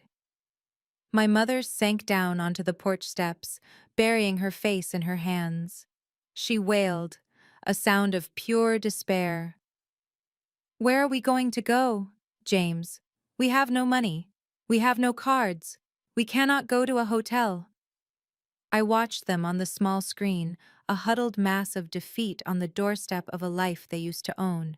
They had spent years relying on my safety net, thinking it was a hammock they could lounge in forever. They never realized it was actually a tightrope, and I had just cut the line. My father pulled out his phone, probably to call me, but he paused, remembering that I had blocked him, remembering that I was the one who had done this. He put the phone away and looked at his family. "We have to walk," he said, his voice hollow. "Walk where?" Ebony asked, looking at her heels. "To the shelter," my father said, looking at the ground. "It is the only place that will take us without a credit card." I watched them gather their few belongings, trudging down the long driveway past the sign that announced their displacement. They looked small against the backdrop of the setting sun, wandering into a future that was cold, uncertain, and entirely of their own making. I closed the app and put my phone face down on the conference table. Sorry about that, I said to my colleagues, turning back to the presentation. Let us continue discussing the quarterly projections. The house was empty, the accounts were closed, and my conscience was clear. The slate was not just wiped clean, it was smashed to pieces, and I was ready to build something new on the rubble, something that belonged only to me. The federal courthouse in downtown Atlanta was a fortress of limestone and granite, a stark contrast to the flimsy house of cards my family had built their lives upon inside courtroom 4B. The air was frigid and smelled of lemon polish and fear. I sat in the front row of the gallery, my posture perfect, my face at the mask of calm detachment. To my left sat the prosecutor, a sharp woman named Reynolds who had told me earlier that this was the easiest case she had prosecuted in years. The evidence I had provided was so overwhelming that a trial by jury would have been a massacre. So they had all taken plea deals admitting guilt in exchange for what they hoped would be leniency. My family sat at the defense table wearing orange jumpsuits provided by the detention center. The sight of them stripped of their designer clothes and their arrogance was jarring. Kyle looked like a skeleton having lost 10 pounds in 2 weeks of confinement. His hair, usually gelled to perfection, was greasy and flat. Ebony kept her head down, refusing to look at me or the judge. My parents, James and Beatrice, sat huddled together, looking small and frail, trying to play the sympathy card one last time. The bailiff called the court to order, and Judge Harrison walked in. He was an older man with a reputation for being tough on white-collar crime. He did not look at the defendants with pity. He looked at them with disdain. Adjusting his glasses as he opened the file in front of him, the proceedings began with Kyle. His public defender stood up, trying to paint a picture of a man under pressure, a man trying to provide for his family who made a terrible mistake out of love. Your Honor, the lawyer said, Kyle Anderson is a first-time offender. He is deeply remorseful. He asks the court for mercy. Judge Harrison looked over his glasses at Kyle. Mr. Anderson, you stole over $100,000. You committed wire fraud, identity theft, and you dragged your wife and in-laws into a criminal conspiracy. This was not a mistake. This was a calculated lifestyle choice. You wanted to live like a king on a pauper budget.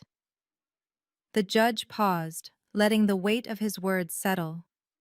I sentence you to 60 months in federal prison, followed by 3 years of supervised release. You are also ordered to pay restitution in the amount of $124,000 to the victim, Sophia Jenkins. Kyle let out a sound like a wounded animal. He slumped forward, hitting his head on the table, sobbing uncontrollably. 5 years. His life as he knew it was over. There would be no golf, no country clubs, no luxury cars, just a 6x8 cell, and a lot of time to think about his arrogance. Ebony was next. She was shaking so hard her handcuffs rattled against the table. The judge looked at her with slightly more leniency, but not much. Ebony Anderson, you are sentenced to 5 years of probation. You avoided prison time only because you have minor children who need care. However, you are jointly liable for the restitution. You will get a job. You will contribute 50% of your wages to paying back your sister. You will attend mandatory financial literacy classes and perform 500 hours of community service. Ebony nodded, tears streaming down her face, whispering thank you, barely audible. Then it was my parents' turn. This was the moment I had been waiting for. The prosecutor had asked if I wanted to make a victim impact statement. My lawyer Davis had advised against it, saying I had already won, but I needed them to hear it. I needed to say it to their faces, in a room where they could not interrupt me. I stood up and walked to the podium. The microphone hummed slightly. I looked at my parents. My mother. Beatrice lifted her head, eyes wide, silently pleading with me. She mouthed the words, "Help us." She expected me to ask the judge for leniency.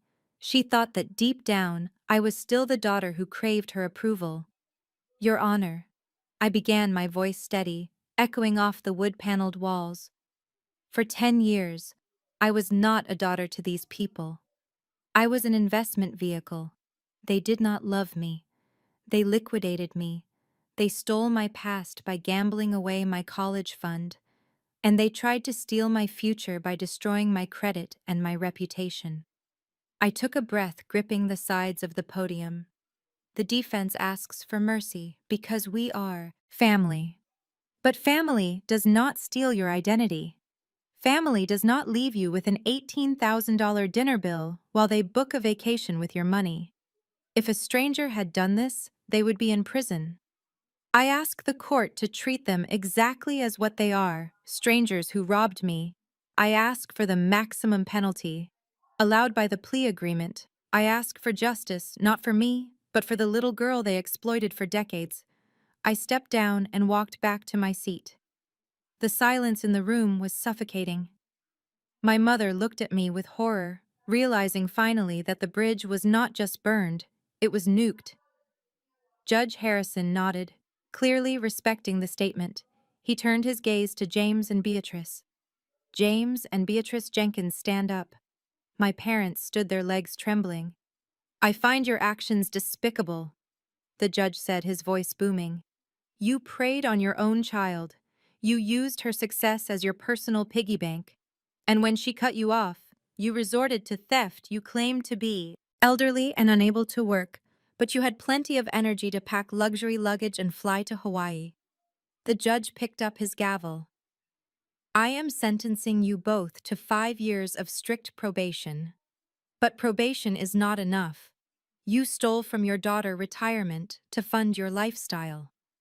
Now you will pay it back. He leaned forward, his eyes locking onto my father.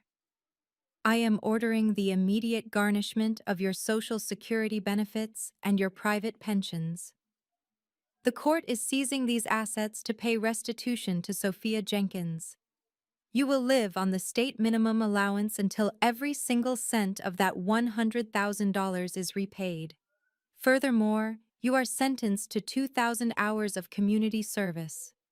You will spend your golden years picking up trash on the side of the highway, wearing orange vests, so you can finally understand the value of honest labor. My mother let out a wail that curdled the blood. No, please, you cannot take our pension. How will we live? We will starve, the judge. They banged his gavel heavily, finalizing the decree. You will live within your means. Mrs. Jenkins, for the first time in your life, court is adjourned. The bailiff moved in to take Kyle away to begin his transfer to federal prison. He looked back at me, his eyes dead, hollow voids. He didn't scream this time. He just looked at me with the realization that he was nothing. My parents and Ebony were processed for release, but they were walking out into a world where they owned nothing. They had no home, no income, and a debt that would follow them to the grave. I walked out of the courtroom first, pushing through the heavy double doors into the bright hallway. Davis was waiting for me, a rare smile on his face. That was brutal, Sophia, he said, walking beside me. The pension garnishment was a masterstroke. They will never financially recover from that. It is fair, I said, adjusting my sunglasses. I supported them for 10 years. Now they can support themselves. Or rather, the state can support them while they pay me back. We walked out of the courthouse and into the Atlanta heat. The sun felt different today. It didn't feel oppressive, it felt cleansing. I stood on the steps watching the transport van drive away, taking Kyle to his new home. My phone buzzed. It was a notification from my bank. Restitution account opened. Pending deposit. I looked at the screen and swiped it away. I did not need the money. I never cared about the money. I cared about the lesson. And class was finally dismissed. I walked toward my car, ready to drive to the airport. Not for a trial, but for my own flight. My trip to Hawaii was booked for tomorrow, and unlike them, I was going to pay for it with my own money, and I was going to sleep like a baby the entire way there. The nightmare was over and the dream was just beginning. 6 months had passed since the gavel fell in that federal courtroom, and the silence that followed was the most expensive luxury I had ever acquired. The world kept spinning, but the axis of my life had shifted completely. Back in Atlanta, the humidity was likely clinging to the pavement, and the traffic was snarled on the connector. But I was 4,000 miles away, watching the sun dip below the Pacific horizon, painting the sky in shades of violet and burnt orange. I kept tabs on them for the first few weeks, mostly through the sterile reports provided by the probation officer assigned to their restitution case. It was a grim litany of consequences. My mother, Beatrice, a woman who once claimed she was allergic to polyester and manual labor, was now working the night shift as a custodial staff member at a local community college. The irony was poetic. The woman who refused to pay for my education was now cleaning the hallways of an institution dedicated to learning, scrubbing scuff marks off the linoleum floors to pay back the money she stole from me. The court had been strict. Her wages were garnished at the source, leaving her with just enough to pay the rent on a cramped one-bedroom apartment she shared with my father James, who spent his days picking up litter on the side of Highway 85, wearing a bright orange vest that matched the prison jumpsuit of his son-in-law Ebony, fared no better. The influencer lifestyle she had curated so carefully had evaporated like mist. The court-ordered financial literacy classes were mandatory, but the real education came from her new job at a discount grocery store. The girl who used to turn up her nose at anything that wasn't organic was now scanning coupons and bagging generic cereal for customers who yelled at her when the card reader malfunctioned. I heard from a mutual acquaintance that she had been spotted crying in the break room, hiding her face because she had run into a former sorority sister in the checkout line. The shame was a heavy coat, and she was wearing it every single day. I sat on the lanai of my suite at the Four Seasons Maui, looking out at the infinity pool blending into the ocean. This was the exact hotel they had tried to book. The exact view they had tried to steal. But the difference was that I was here with my own money, and my conscience was as clear as the water below. My phone, which lay on the table beside a bucket of chilled champagne, buzzed. It was a number I did not recognize, but the area code was familiar. It was a prepaid burner phone, the kind you buy at a gas station when your credit is too ruined to get a contract. Against my better judgment, I let it go to voicemail. I watched the screen darken, then light up again with the notification of a new message. I pressed play, putting the phone on speaker. Sophia. It was my mother, voice cracked and desperate, sounding older than her 60 years. Sophia, please pick up. We are drowning here. Your father back is giving out. He cannot do the highway work anymore and the rent is late. Ebony kids need school clothes and she cannot make ends meet with the grocery store money. We just need a little help. Just this once, we learned our lesson. We are suffering. Please. Sophia, just $500. We are family. I listened to the message, staring at the condensation dripping down the champagne bottle. There was no inquiry about my life, no apology for the crime, no question about how I was doing. It was just a demand wrapped in a sob, a transaction disguised as a plea. They hadn't changed. They were just broke. I felt a hand on my shoulder, warm and reassuring. I looked up to see Julian standing there, dressed in a crisp white linen shirt and holding two crystal flutes. Julian was a neurosurgeon I had met 3 months ago at a charity gala. He was brilliant, successful, and most importantly, he was kind. He knew my story. He had seen the court transcripts, and he didn't want my money. He wanted my time. Is that them? Julian asked softly, looking at the phone. I nodded. Yes. The final attempt. Julian sat down beside me, pouring the champagne, the bubbles rising aggressively in the glass. You know, you do not have to listen to that. You do not have to carry that noise. Anymore, I know. I said, picking up the phone. I looked at the number one last time. Then I opened my carrier app, I navigated to the settings menu and selected the option, Change Number. It was a permanent erasure. I selected a new area code, one that had nothing to do with Atlanta, and confirmed the change. The signal bars on my phone cycled off, then reconnected with a fresh, clean slate. The voicemail was gone. The number was gone. The bridge was not just burned, the ashes were swept away by the trade winds. I looked at Julian and smiled, a genuine smile that reached my eyes. It is done. They cannot reach me anymore. Julian clinked his glass against mine, looking at me with a respect that my family had never been capable of giving. To new beginnings, he said. I took a sip of the vintage champagne, tasting the notes of citrus and brioche. I looked out at the ocean, feeling the warm breeze against my skin, giving me goosebumps. It was not just a vacation, it was an exorcism. I had reclaimed the narrative of my life.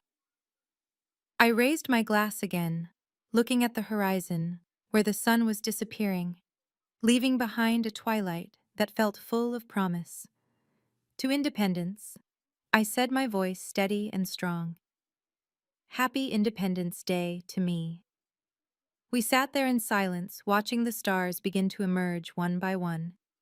The air smelled of plumeria and salt water. Far away in a dingy apartment in Georgia, my mother was likely staring at a silent phone, waiting for a savior who was never coming back. But here in paradise, I was finally saving myself. I took Julian's hand, and we watched the night settle in. The past was a closed book, and for the first time in 32 years, I was the only author of the next chapter, and I intended to make it a masterpiece. The sale of the Mediterranean villa closed on a bright Tuesday morning, exactly 3 weeks after I returned from Hawaii. The real estate market in Atlanta was hungry for inventory, and a house with that much square footage, even one stripped of its soul, sold within days. The wire transfer hit my business account with a dull ping notification on my phone. $2.4 million. It was a staggering amount of money, enough to retire on, enough to travel the world, enough to buy a dozen Mercedes G-Wagons if I wanted to be as tacky as my brother-in-law. But looking at that number, I felt a strange sense of detachment. To my parents, that money represented status. It represented the ability to look down on others, to buy affection, and to cloak their insecurities in Italian silk. To me, it was just paper. It was the physical manifestation of the toxicity I had finally purged from my life. I sat in my office at Sterling and Vance, staring at the screen. My finger hovered over the transfer button. I knew exactly what I was going to do with it. I was not going to hoard it. Keeping it would feel like keeping a souvenir from a war. I wanted to forget, and I certainly was not going to give it to them to pay off their restitution debts. They could work that off at minimum wage for the next 300 years. I opened a new browser window and navigated to the incorporation portal. I had been working with my legal team on this for a week. The paperwork was ready. The mission statement was drafted. I typed in the name of the new nonprofit organization, the Phoenix Scholarship Fund. Its mission was simple but specific: to provide full-ride university scholarships to young adults who had been disowned, cut off, or financially abused by their families. It was a lifeline for the scapegoats, the black sheep, and the forgotten children who had to work 3 jobs just to buy textbooks while their siblings got brand new cars. I authorized the transfer, moving the entire $2.4 million into the foundation endowment. I watched the balance in my personal account drop back down and the balance in the charity account soar. I smiled. It was the most expensive check I had ever written, and it bought me something priceless: closure. The money that my family had destroyed themselves over was now going to ensure that 20 kids would never have to beg their parents for an education.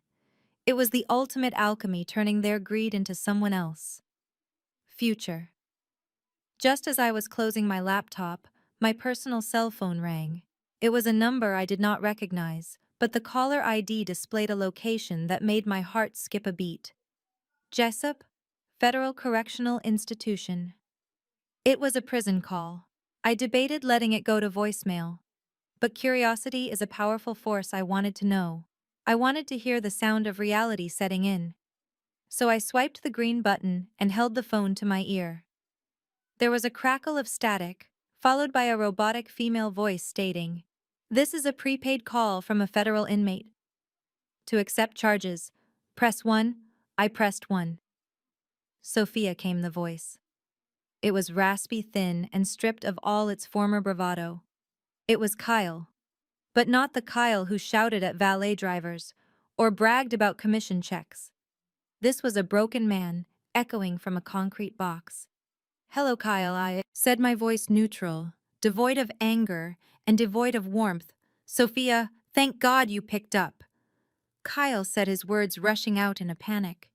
"Listen, I do not have much time on this call. They only give us 15 minutes. I need a favor, a small favor. I know you hate me. I know I messed up big time. But it is bad in here, Sophia. It is really bad." I leaned back in my leather chair, looking out at the Atlanta skyline. "What do you need, Kyle?" "I need commissary money," he pleaded, his voice cracking. "The food here is inedible. I am starving, and I need hygiene products, soap, toothpaste. They do not give you the good stuff. I just need a little cash on my books so I can buy some ramen and maybe a pair of shower shoes. Please, Sophia. Ebony cannot send me anything. She is broke. Your parents are broke. You are the only one I have left. Just $100. Please." I listened to him beg. The man who had called me a spinster, the man who had mocked my job, the man who had tried to steal $24,000 for a vacation he did not earn was now begging for soap money. It was pathetic. It was tragic. And it was exactly what he deserved. "I will do it, Kyle," I said. "You will." The relief in his voice was palpable. "Oh, thank you, Sophia. Thank you. I knew you were a good person. I knew you wouldn't let family suffer like this. You are a lifesaver." I pulled up the JPay website on my computer, the service used to send money to federal inmates. I searched for his inmate number. It popped up instantly, showing his mugshot. He looked terrified in the photo, a stark contrast to the smug selfies he used to take. I clicked on the Send Money tab. "I am on the site right now." "Kyle," I said, typing in my payment information. "You are the best." "Sophia." Seriously, Kyle was babbling now, almost crying with gratitude. "When I get out of here, I am going to make it up to you. I promise. I am going to pay you back every cent." "I know you will." "Kyle," I said softly. I navigated to the amount field. The cursor blinked, waiting for a number. Kyle was expecting $100, maybe even $200 if I was feeling generous. He was already mentally spending it, imagining the honey buns and the mackerel packets he would buy. I typed in the number 0.011 cent. I moved to the message field. There was a small box where you could type a note to the inmate limited to 50 characters. I typed slowly, savoring every keystroke. "Change from the dinner you stuck me with." I hit submit. The screen processed the transaction, confirming that one single penny had been deposited into the commissary account of inmate 48293, Kyle Anderson. "It is sent, Kyle," I said. "Thank you, Sophia. Really." I wait. "How much did you send?" "You will see it when it hits your account," I said, my finger hovering over the end call button. "It is exactly what you are worth." "Kyle?" I hung up the phone before he could scream. I could imagine the moment he checked his balance, the hope turning to confusion and then to crushing despair. It was not about the money, it was about the message. I was not his savior. I was not his bank. And I was certainly not his victim anymore. I stood up and walked over to the window. The sun was setting over the city, casting long shadows across the streets, where I used to feel so small, so used, and so unappreciated. The journey from that dinner table to this moment had been painful. It had cost me tears. It had cost me sleep. And it had forced me to confront the hardest truth of all. That sometimes the people who are supposed to love you the most are the ones holding the knife. But standing here now, free of their debt, free of their drama, and free of their expectations, I realized something profound. We are conditioned to believe that family is an unbreakable bond, a sacred contract that requires infinite forgiveness. We are told that blood is thicker than water and that walking away makes you a traitor. But that is a lie designed to keep victims in their place. True family is not defined by DNA. It is defined by respect. It is defined by reciprocity. It is defined by how safe you feel when you are around them. If your family makes you feel small, if they drain your resources and your spirit, if they only call you when they need something, then they are not family. They are an anchor, and you have every right to cut the rope. I thought about the scholarship fund I had just created. I thought about the kids who would get those letters of acceptance. Kids who had been told they were worthless, who had been kicked out for being who they are. They were my family now, the people I chose to support, the people who would use that support to build something beautiful, not to buy Louis Vuitton luggage. I picked up my purse and walked out of my office, turning off the lights behind me. I had a date with Julian tonight. We were going to a small Italian place. Nothing fancy, just good food and good conversation. There would be no yelling, no demands for money, and no one looking at my credit card with hungry eyes. As I walked to the elevator, I checked my phone one last time. There was a notification from the prison system. Transaction complete, 1 cent delivered. I smiled and put the phone away. I was not Sophia, the bank account anymore. I was not Sophia, the scapegoat. I was just Sophia. And for the first time in my life, that was more than enough. If you are listening to this and you feel trapped by obligation, if you feel like you are setting yourself on fire to keep others warm, remember this: you hold the hose, you can put the fire out, you can walk away, and you can build a life that is entirely, unequivocally yours. Thank you for listening to my story, and remember, the best revenge is not prison time. It is a life well lived without them. We are often told that blood is thicker than water, but I learned that respect is the only currency that matters in a relationship. You cannot buy love, and you cannot save people who see you only as a resource. Walking away from my family was not an act of betrayal. It was an act of survival. If you are setting yourself on fire to keep others warm, it is time to put down the match.